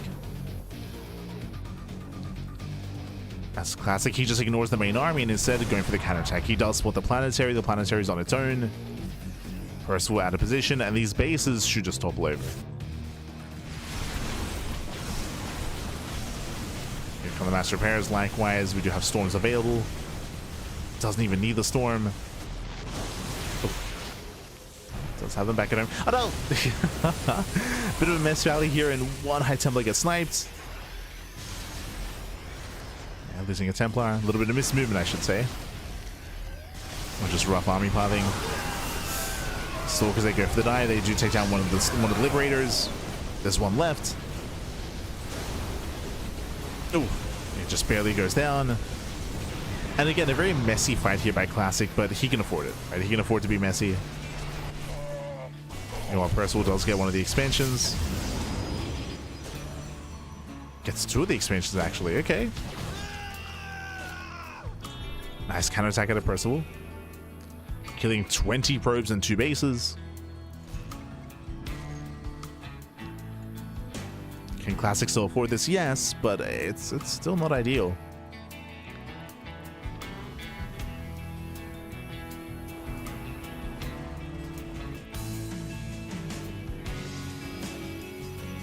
Now, can Percival recover? If he can survive this push, the problem here is that earlier Classic was focusing on just harassing.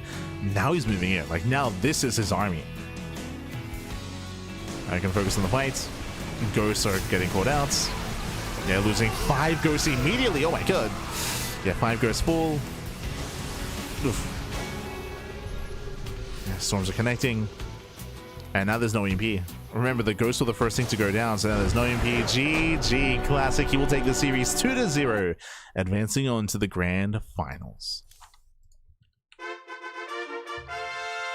GG, well played, congratulations Classic, he'll claim the series.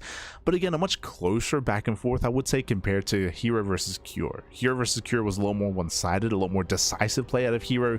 Meanwhile here, Classic versus Percival, I mean, there was a lot more back and forth, I would say, both in game 1 and in game 2 as well.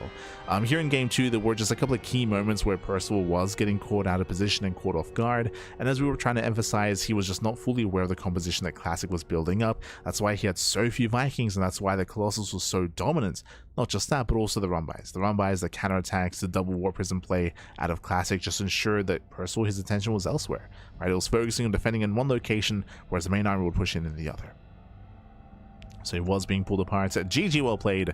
And with that, we have the grand finals. It's going to be a best of 5. Best of 5 finals here. Between who? Between Classic and herO. Once again, these two, they face off so often in the finals of the Open Cups, and of offline events as well. Remember, Classic and herO, they played in the finals of RSL Season 3, and in the finals of the OSC 13 Championship as well. They play a lot. They do face off quite a bit.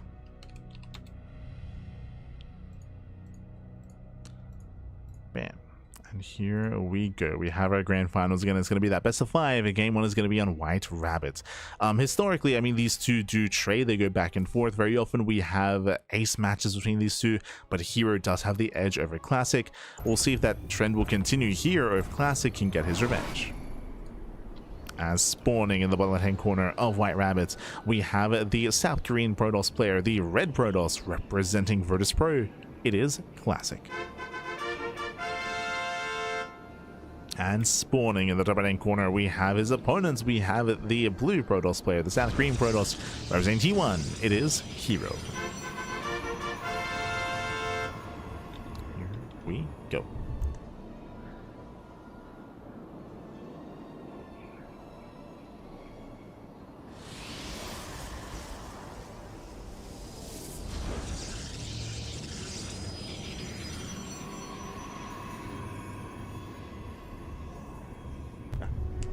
Check on something, but here we go. We're getting into the grand finals, and great minds think alike. We have herO setting up right next to his gas geyser pylon gateway setup here as a part of his own main base. Likewise, so does Classic. If you know anything about PvP, it is very, very common. It is very standard to set up your gateways here as a part of the wall, so you can wall up and wall off and secure your main. This is technically more efficient. It is much more efficient to throw down your gateways closer to your own nexus. Why is that? Because the travel time that it takes for the probe to go from these gateways back to mining is a lot shorter than it would be here at the ramp instead.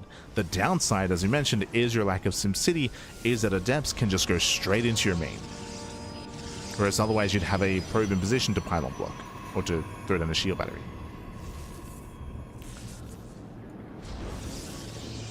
So you can see we're working on that secondary wall.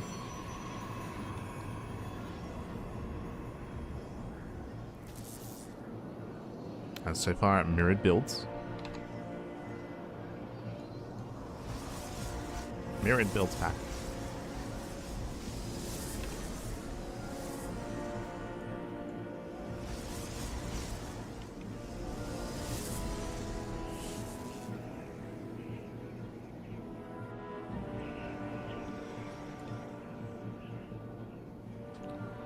And we do actually adjust here. It's going to be double Stalker out of a Classic. Meanwhile, it's going to be a double Adept out of herO.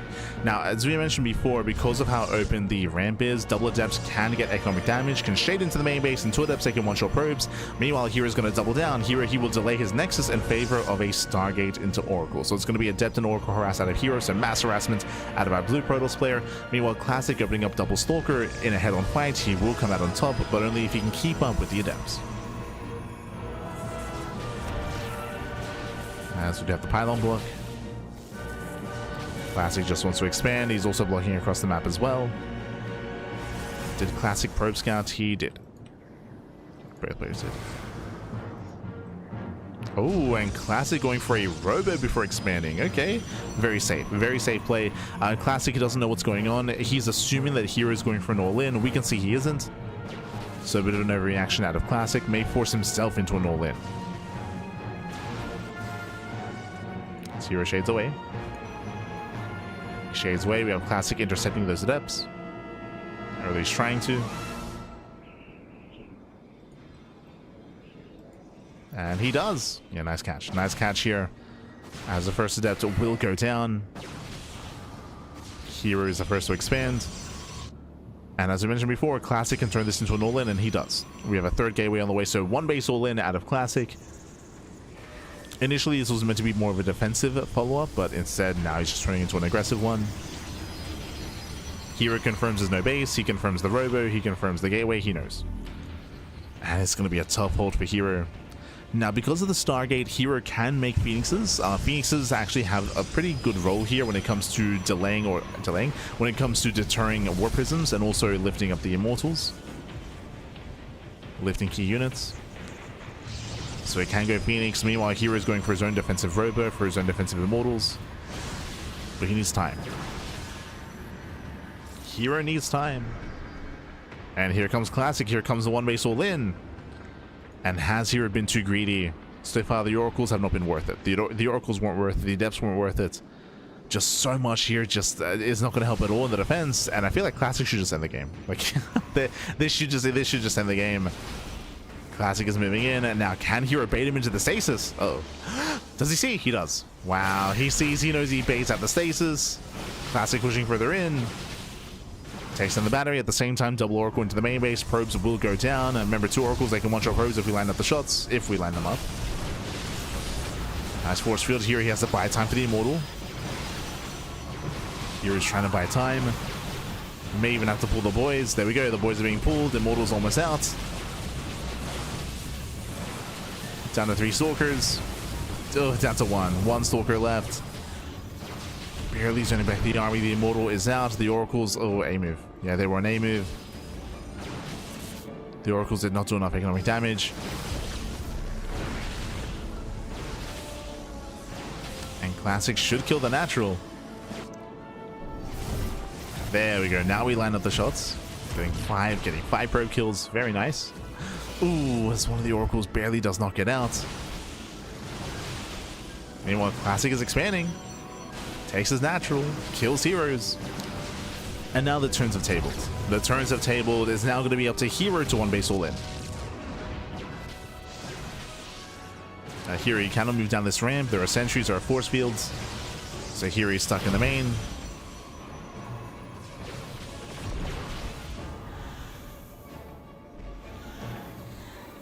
He's still stuck in the main base and needs his own war prism. Oh, he supply block, no. Only for a couple of seconds. There we go. Prism is on the way. The Oracle confirms that there is a base.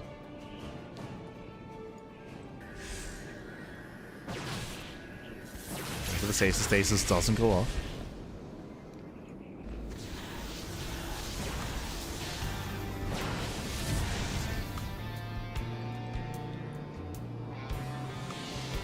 Now, when it comes to heroes all in, yeah, he moved down too soon. Moved down too soon. We'll lose one Stalker for free. As we mentioned, here he's stuck in the main base until he gets his War Prism. So here a big mistake. Every unit counts.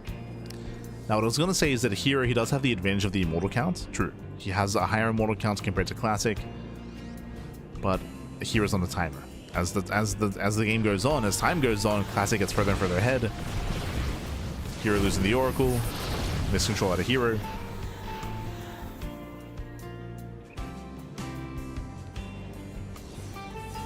But Hero does have a third immortal popping out.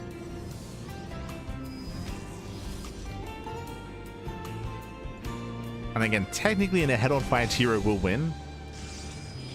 But there are shield batteries on the way, there are force fields for both players. Hero, can he slice up this army? Can he try to pick up some of these Stalkers? Oh my god. Hero pulls away.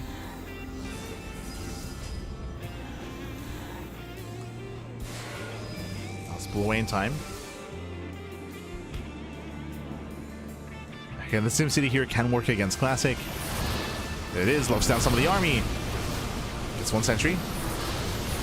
Gets one, zones away the Immortal as well. Gets another sentry. The Immortals, they go into town, and Hero, he's getting the best fight he could hope for, but is it still going to be enough? He has the 3 Immortals. He's up against 2 though. Yeah, he's up against 2. He has not enough support. And not enough Stalkers, not enough Adepts. Classic, he breaks out. He breaks out. Oh my god, yeah, fails to save one of the Immortals, and Classic has done it. At this point, Classic, he has done it. He has broken the main army. Remember, Hero was all in. Oh, this is a very rough decision. Hero basically says that the all-in has failed, but you can't macro. Not anymore. Hero, you cannot macro out of this. It's not gonna happen. No shot.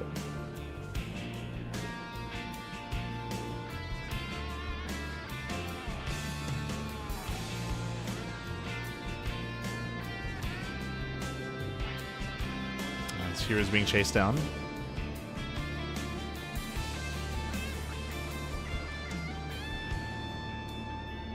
It's being chased down. Here comes the main army. Back at home, what is it to defend? There's 2 sentries and 1 immortal.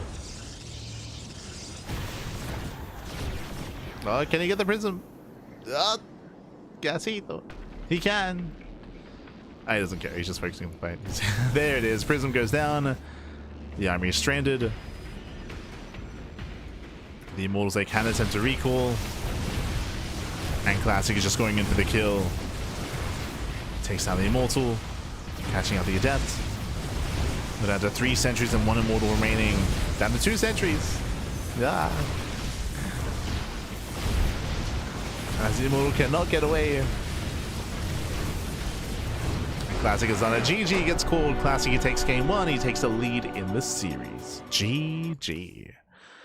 Whew. GG, well played. Again, a very intense game, but Hero was playing from behind from the beginning, essentially. From the beginning, he was playing from behind. Remember, what did Hero do? Hero went double Adept into Stargate into Oracle, and the Oracles never paid for themselves. They never paid for themselves. It was a tech structure and an investment that just didn't pay off. Likewise, neither did the Adepts either. So Hero was playing from behind. We saw that Classic was able to commit into his 1-base play and 1-base all-in, and was able to punish Hero and kill the natural. Remember, Hero, he didn't just go for a greedy tech opener, but he also went for a fast natural, and he got punished. His natural was killed, he was contained, and Classic was free to expand and just macro from there. GG. GG, well played. So a very intense game, but again, it was decided in the early game with Hero playing from behind, and now we're getting into game 2, and we'll see how our players will adjust. Let's go. As spawning in the top left-hand corner of Winter Madness, we have the South Korean Protoss player. We have the Blue Protoss representing Team Virtus Pro, leading the series 1-0. It is a classic. And spawning in the bottom right-hand corner, we have his opponents. We have the Red Protoss player. The Red Protoss himself representing T1. It is herO.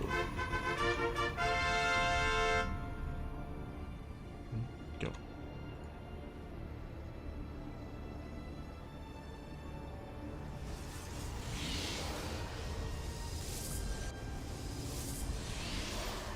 Those players are going to be building up.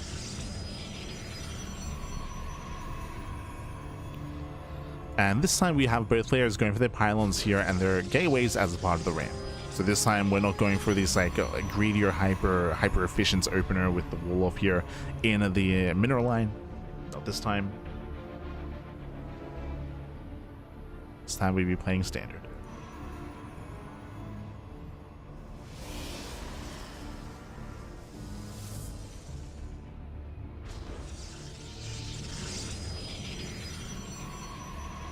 Now from here the big question becomes, do we go double adept, double stalker, stalker sentry, or sentry expand? What pairing of units do we go for? Let's go. Now after what happened in the last game, I have to imagine that herO won't take the chance and he should go stalker sentry in my mind. We could see classic now that he has momentum, he could be the one instead going for double adept.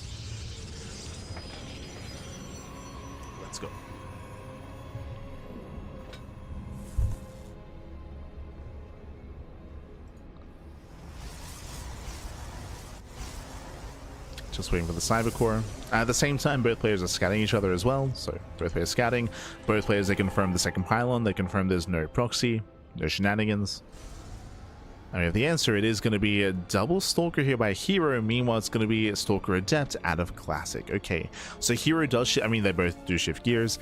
This does make a lot of sense for herO. I assume it was going to be a more defensive opener with a sentry, but no, it's going to be more assertive. Double stalker, you can see the rally, right? You can see the rally. herO's going to be rallying across the map to apply pressure early on. Meanwhile, the turns of table, classic going for the Stargate, going for the Oracle opener. Okay.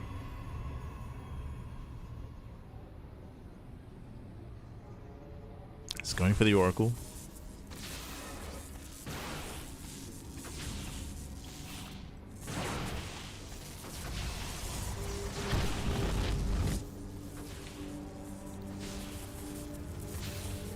Pylons are being dealt with.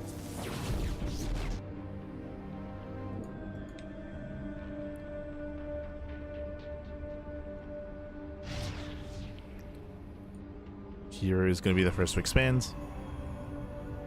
And we'll see if herO can maintain his economy.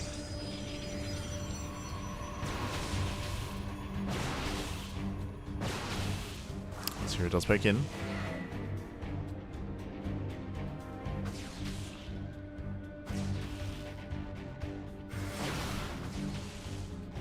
herO pokes in. herO gets punished though. The stalkers, they take a lot of hits. herO has to back off. And herO, he has yet to scout the main. He still doesn't know what's going on. For all he knows, it could be a Robo, could be, I mean, Robo or Twilight Council. We know that it's a Stargate. Back at home here, he does have 2 sentries to defend at least. Hallucinations are moving in, but the Oracle's already out. Classic is coming. Void Ray? Wait, what? Okay. if you notice, there was a Void Ray in production, but he cancelled, so cancel the Void Ray, going for the Oracle. herO now knows he's racing back into his mineral lines. He's now in position. And the Oracle does 0 damage so far.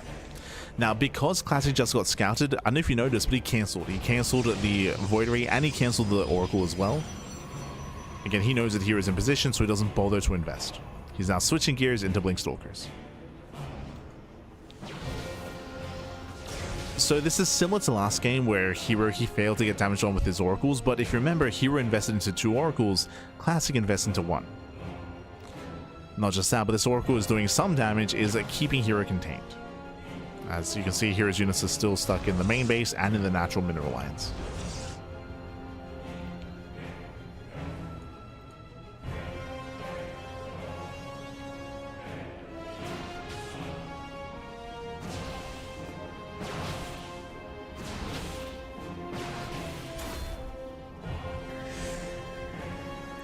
Again, what was difficult last game for herO was that Classic wasn't expanding, Classic wasn't macro, and Classic went for a one base all in. Here, herO is now moving out. Classic, nice movement so far. Getting extra shots off. Ooh, we'll still lose 2. And 2 Stalkers go down, more reinforcements have arrived. Does somewhat trade. Just free damage, okay. Just free damage. And so he attempts to commit, and he commits into a shield battery though. The battery's in position. Classic getting a third. Third base only for Classic. Here he attempts to commit in, but he bleeds out a lot of Stalkers. The Oracle does hit the natural. 4 probes going down. Nice backstab here by Classic. Oh. He backstabs well. herO not stopping though.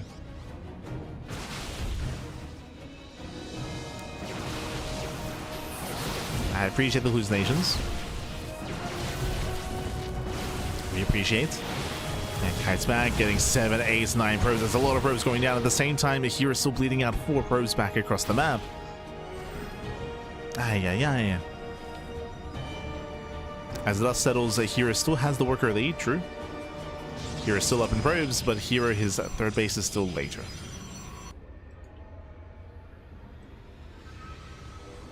Still there.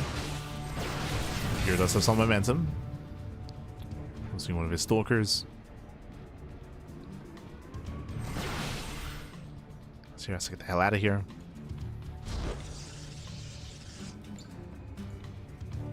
Ooh.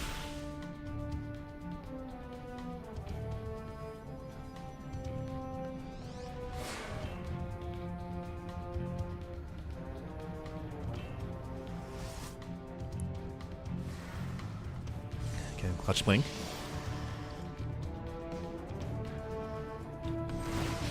herO pulls away.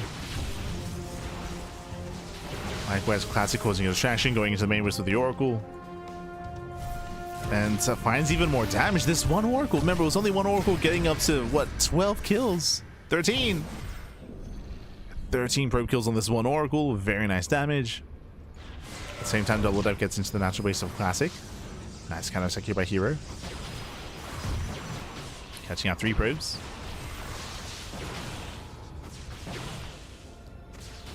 So once again, herO maintains his economic lead.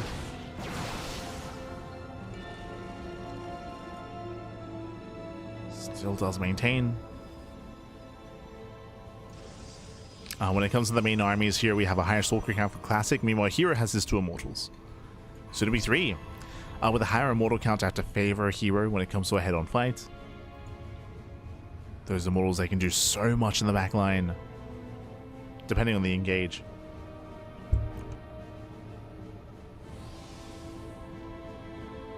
Yeah, herO staying on a low gas count, going for a massive gateway explosion, and even going for a dark shrine. Okay. Bold move.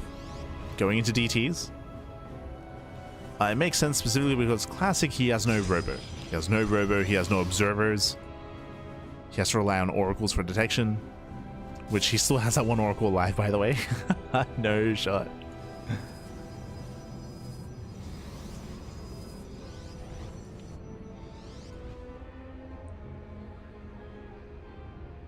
It's still alive. On 2 HP. The 2 HP Oracle. Ay.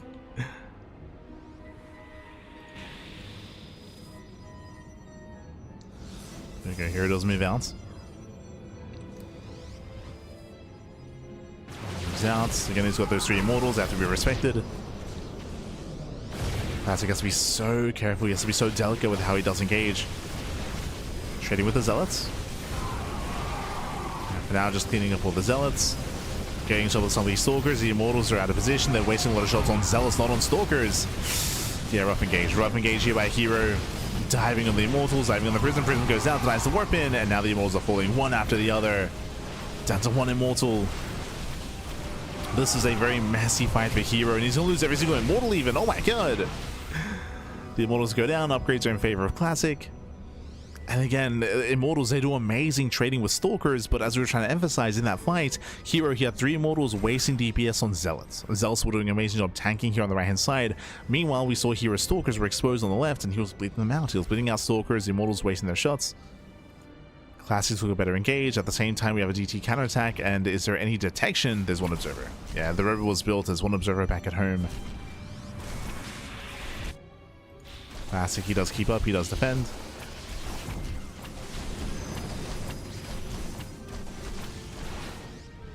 Going to force a recall. Oh, as the Prism rallies into Classic's army. herO slipping up.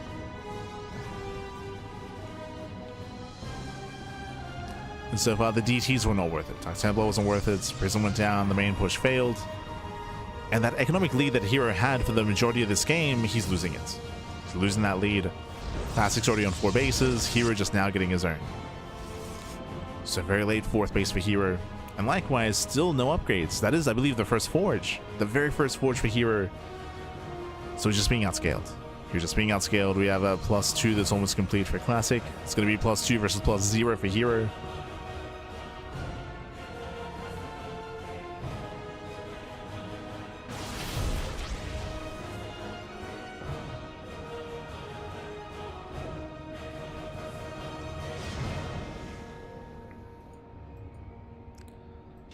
hero's warping in more Archons.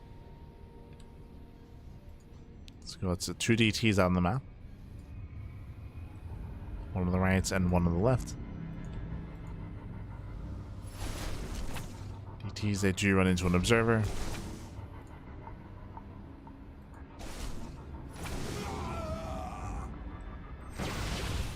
The DT gets activated back home. There's a cannon. So Classic is ready. Got his cannon, got his Observer. Here come the Warpins. Classic does have momentum. He's got that supply lead. Now, herO does have the higher Archon and higher Immortal counts. But, brutal position. Yeah, Classic, he blinks in. He should be going for the Archon. Breaks through all the Zealots. Yeah, breaking through the Zealots, getting on top of the Archons as well. And herO just being overwhelmed. He's just being overwhelmed. Remember, we have +2 versus +0. So, greater upgrades for Classic. He got up the ramp. He had the better concave. And herO cannot keep up. Not like this. GG gets called, and Classic takes a 2-0 lead in the series. GG. Whew, GG, well played. Again, the MVP Oracle, 13 probe kills with the Oracle for Classic. If we didn't mention, we did compare their openers compared to game 1, and Classic got so much more done for his initial Stargate, for his initial Oracle. I will say that herO still had the worker lead, if you remember. He still was ahead economically, still had a timing available, but that fight went so poorly for herO.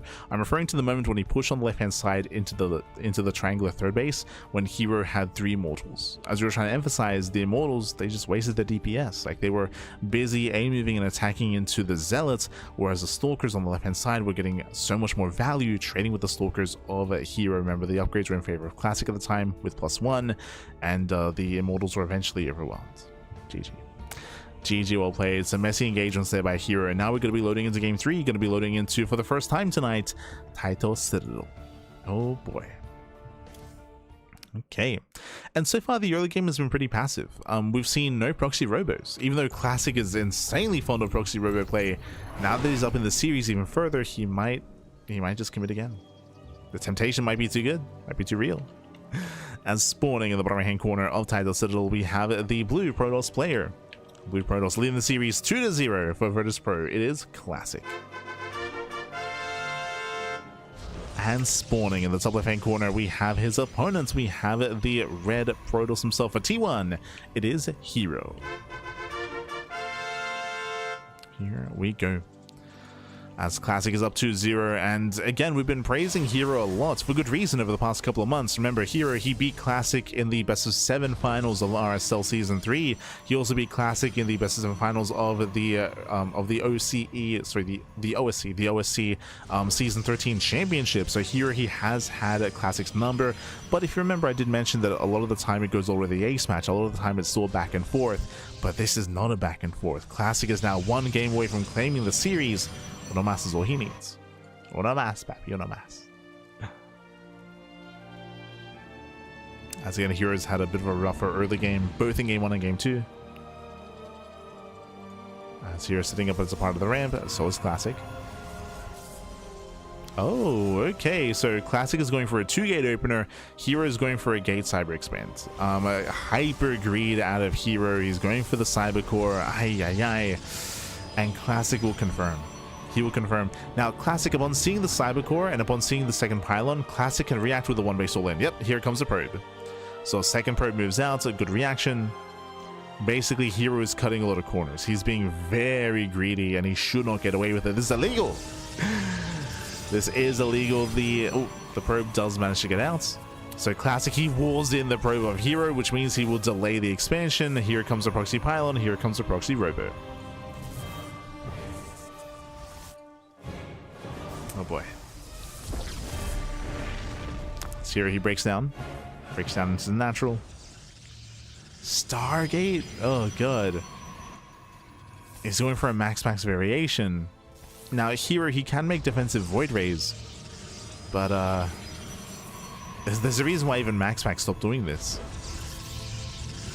It is so risky in current meta, in current StarCraft. There's the robo. As I mentioned, Classic is 1-base all in. The reasoning for this is he is punishing Hero because Hero's cutting corners. Remember, Hero went for a gate, cyber into Stargate, into a faster Nexus, all on one gateway.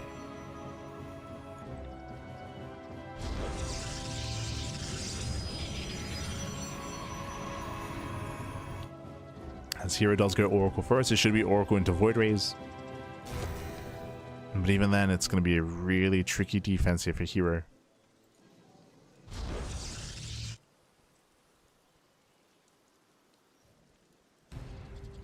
I kind of understand the logic just because Classic has not proxied at all so far this series.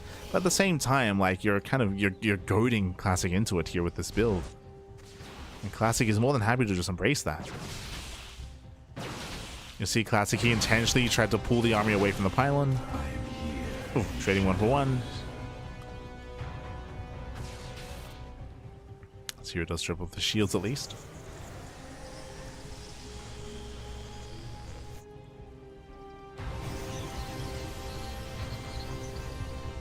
Here he just confirmed no expansion, no base. We need shield batteries. Hero's still trying to... Okay. Let's go. As here he loses the Stalker, loses the Zealots. Proxy Pylon is done. Proxy Gateway is done, I meant to say. And here comes Classic. Oh. He's jumping into the main. At the same time, here he gets into the main base across the map. Takes down 4 probes. That's nice damage out of Hero, but he needs more. Gets 5 probe kills. Classic rotates to the low ground and depowers the shield battery. Ideally, he wants to force Hero to push into him.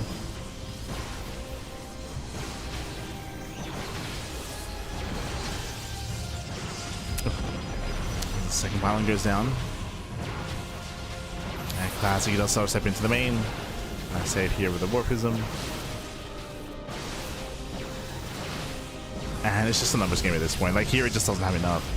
There's no Void Rays either. Okay.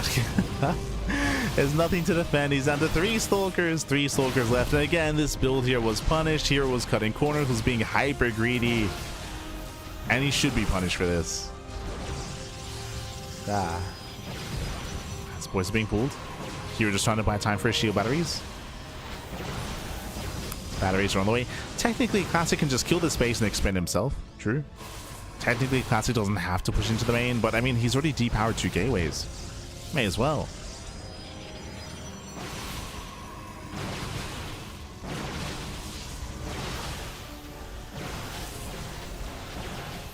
Now that Classic, there we go. Trying to lock down the army. One of the gateways.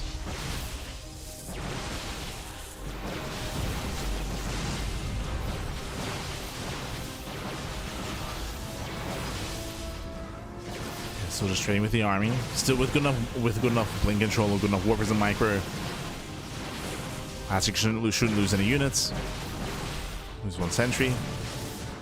Oracle gets thrown away. Now we finally get the first Void Ray, but it's too late. By this point, there should be like 3 or 4 Void Rays, but there's only going to be one. Only one. Zero even gets supply blocked. Yeah, he gets supply blocked in the end. Classic pushing further in. The boards are being pulled. A herO going for his last stand. It's all he's got left, Bappy. That's all he's got. Oof. He's got his Void Ray. Let's go. The Void Ray is out. Gets one Stalker before falling. And Classic is going to take this. And again, a crazy performance here. Typically, herO has been the victor over Classic, but this time Classic is here to claim the win. For the first time in 2026? True.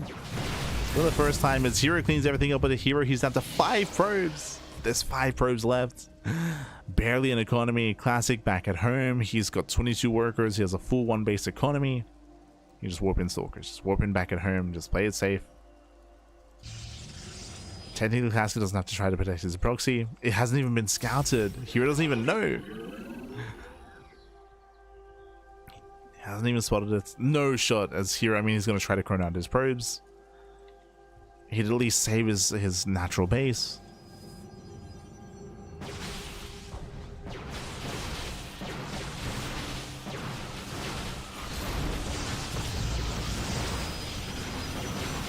We have one nice micro here by Classic. Does kite back.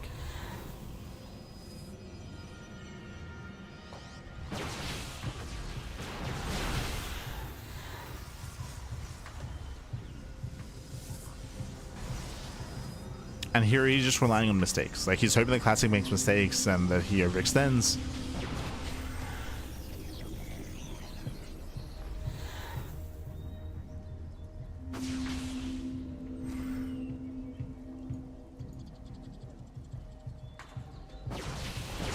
He has broken out, so you can see how low these Stalkers are. They're all incredibly low for herO. Oof.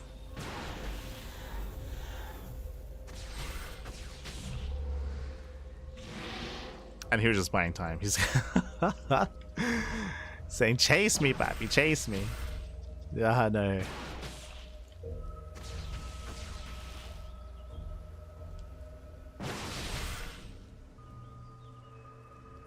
He attempts to get the hell out of here.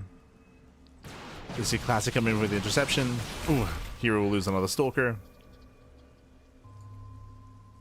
Warping in 2 at a time.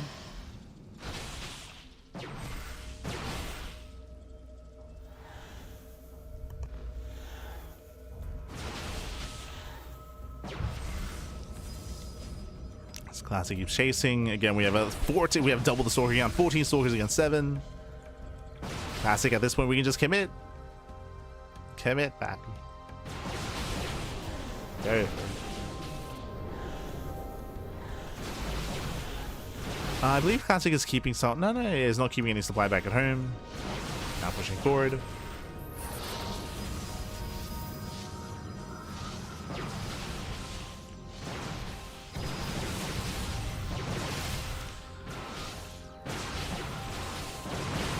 Again, here he does at least have a shield battery. True, battery's helping.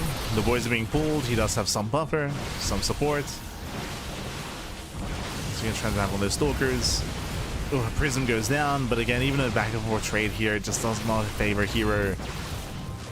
Down to 4 Stalkers. Classic pulled some boys. Let's go. There we go. Kills the natural.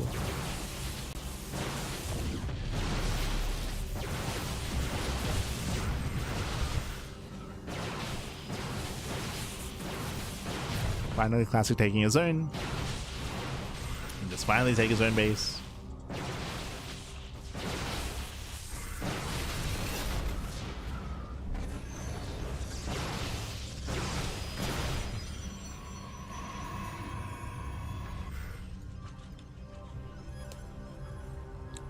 Still hanging in there. Unfortunately, just as it stands, based on Classic's own micro and his own control as well, like Classic should never lose this game, at least not without making a massive mistake. I'm referring to, I don't know, like move commanding into the army or fighting with half his forces. If he has like half his army in his main base, half his army in the natural, like there are opportunities for mistakes to occur and for a hero to capitalize on said mistakes. But as long as Classic is locked in, as long as he's, you know, focusing on the main fights, then he should be fine.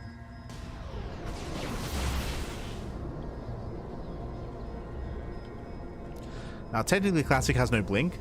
He did have defensive blink with his War Prism.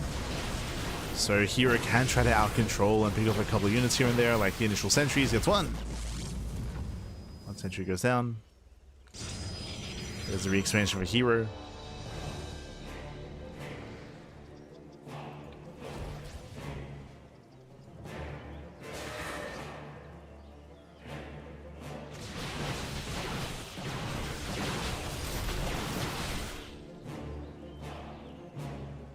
Zero probe standard up, say bust into the main base, getting up to 4, 5, 6 probe kills. Oh. So he actually doesn't line up those shots. Okay. Never mind. 5. 5 probes go down. Classic getting further ahead. Here is under 13 probes.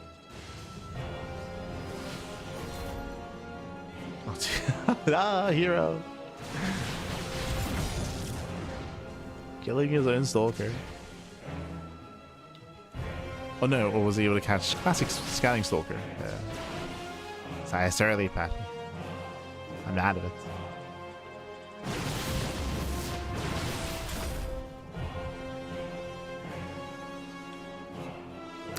Proxy is still powered.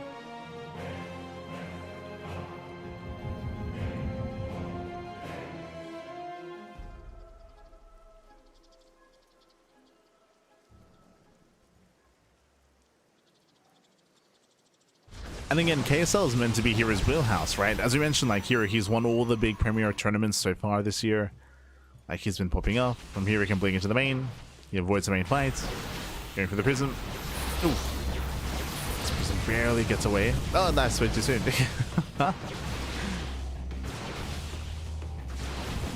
Hero down to 3 Stalkers. No, and finally Hero's gonna lose everything. Every Stalker goes down. Again, he's been fighting with the bare minimum for so long, just trying to buy time and trying to like find a way back into this game. But finally he'll lose his entire army. Classic still chose not to go into Blink. Instead, he's been going into Immortal production. So Classic's army is still lacking that finesse. But again, at this point, you don't really need said finesse. Don't really need it.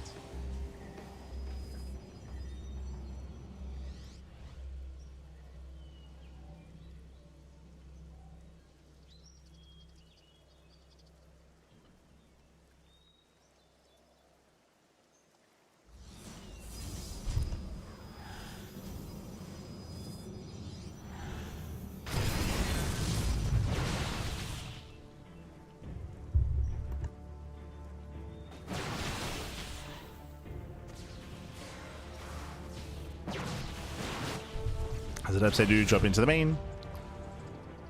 So an upside can still one shot, and they will. It's 1, 2, 3 probe kills. Should get up to 4, maybe 5 probes. At the same time, Classic attempts to push in. We have mass force fields locking him back. that's a lot of force fields. The mass force fields out of Hero. He's trying to hold on. Oh, but he's running out. He's running out of force fields. He has maybe energy for 1 more. But Classic has finally built up an army. Right now he's got an Immortal, now he's got extra Stalkers, he can reinforce with a War Prism. I expect too soon as the Prism is going to be sniped, but GG finally gets called, and Classic, he'll take the series 3-0, becoming this week's KSL champion. GG. Whew. GG, well played. A bit of a longer game towards the end. I mean, here he was kind of coping a little bit though. Again, there wasn't really much opportunities for him to recover, just because of who his opponent was, but he was hoping for some mistakes. You know, he had Blink over Classic as well, so he could out micro and he could out control. That is true, but he had no economy, right? He couldn't really afford to reinforce and afford to get into a longer game, so it was just a very rough position there for Hero. GG. GG, well played with that. Congratulations to Classic, as Classic does claim the series and a very strong dominant showing here, 3-0. Again, we had some really interesting builds. We had herO being overly what I say greedy, but it was being very harassment focused in game 1, going double adept into oracles, but he dealt 0 damage. We saw Classic gaining map control very early on. Likewise, in game 2, we saw herO we saw herO attempt to try to punish Classic and be hyper committed. Classic, his own Stargate opener, initially wasn't ideal, but he was able to gain value over time. And we saw herO taking some really rough engagements. Took some really rough fights in game 2. We spoke earlier with his triple immortal move out, which could have ended the game, but the fight went so poorly, and yeah, Classic popped up. GG. GG, well played. Classic getting his revenge for the first time in quite some time, actually. herO has had a bit of a win streak against Classic, but that has been broken. So GG, well played. Classic coming out on top here, winning the second KSL of 2026. If you remember, in 2025, herO, he won like 90% of the KSLs last year. Will that trend continue, or will Classic come into form? I'll still stand by what I said previously, how herO, he is arguably the best player in the world right now, arguably, but hey, in PvP, anything can happen, and clearly Classic can go toe-to-toe with herO. I mean, we saw that previously, even with herO beating Classic in RSL and in OSC, it will still be a back-and-forth series and still be very close. But yeah, congratulations to Classic. Congratulations, man. Congratulations.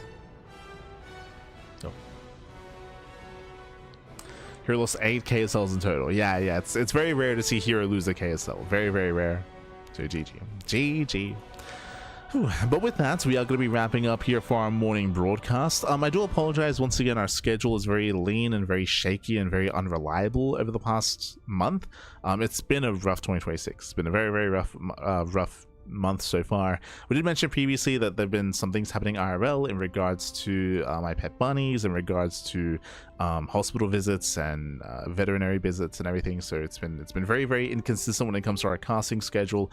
We should be able to get back into casting on a regular basis coming into March. Like, March should be fine, but February should still be a little bit shaky.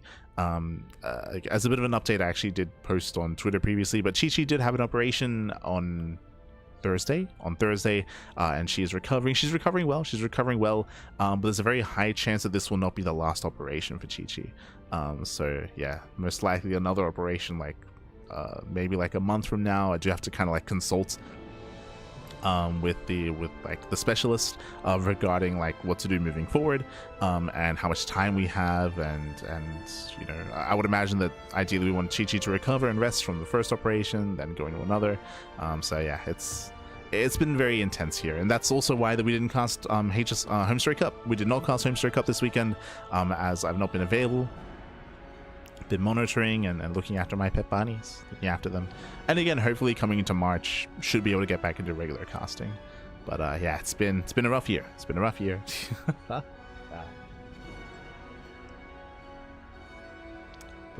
all good. GG, well played. But regardless, despite that, I'm still going to try to cast as much as I can. We're still going to have at least one cast a day, but again, we have a lot of catching up to do later. Like, once things stabilize, we have to catch up with like Home Story Cup casting, with Thunderfire casting, with Rongi Cup casting as well. There's a lot of catching up to do. We'll get around to it. Our next cast should be tomorrow in less than 24 hours. Should be the WardyTV Monday number 70, followed by WardyTV Monday number 71. We should be catching with Rongi Cup at the end of the week, maybe, and also with Pegasus Cup and Sparkling Tuna Cup, and again all the other events we have to try to catch up on. It's gonna be quite a month. It's gonna be quite a month. But otherwise, thanks for watching. Thanks for tuning in. We appreciate it. If you want to support us, you can do so via Patreon, exclamation mark Patreon in the chat. Our Patreon does support our tournaments on a monthly basis, so you can help us grow our tournaments if you wish.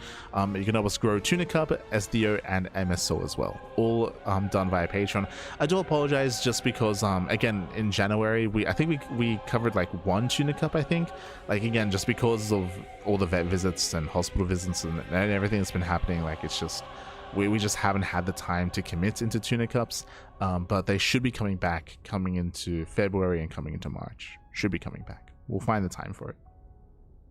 But otherwise, thanks for watching. Thanks for tuning in. We do appreciate it, and we'll see you guys next time. We'll see you guys tomorrow for the WardyTV Monday. Otherwise, thanks for watching. Also, you can support us on YouTube, socials in the chat. We do upload on YouTube on a daily basis, so plenty of content over on YouTube, plenty of content. I will say, for the first time in a long time, because we were so lean on January, we're running out of VODs to publish on YouTube. Like, I think we have them scheduled for the next 2 weeks, but yeah, depending on what happens, like we might catch up. Actually, we'll see. We'll see, baby, we'll see.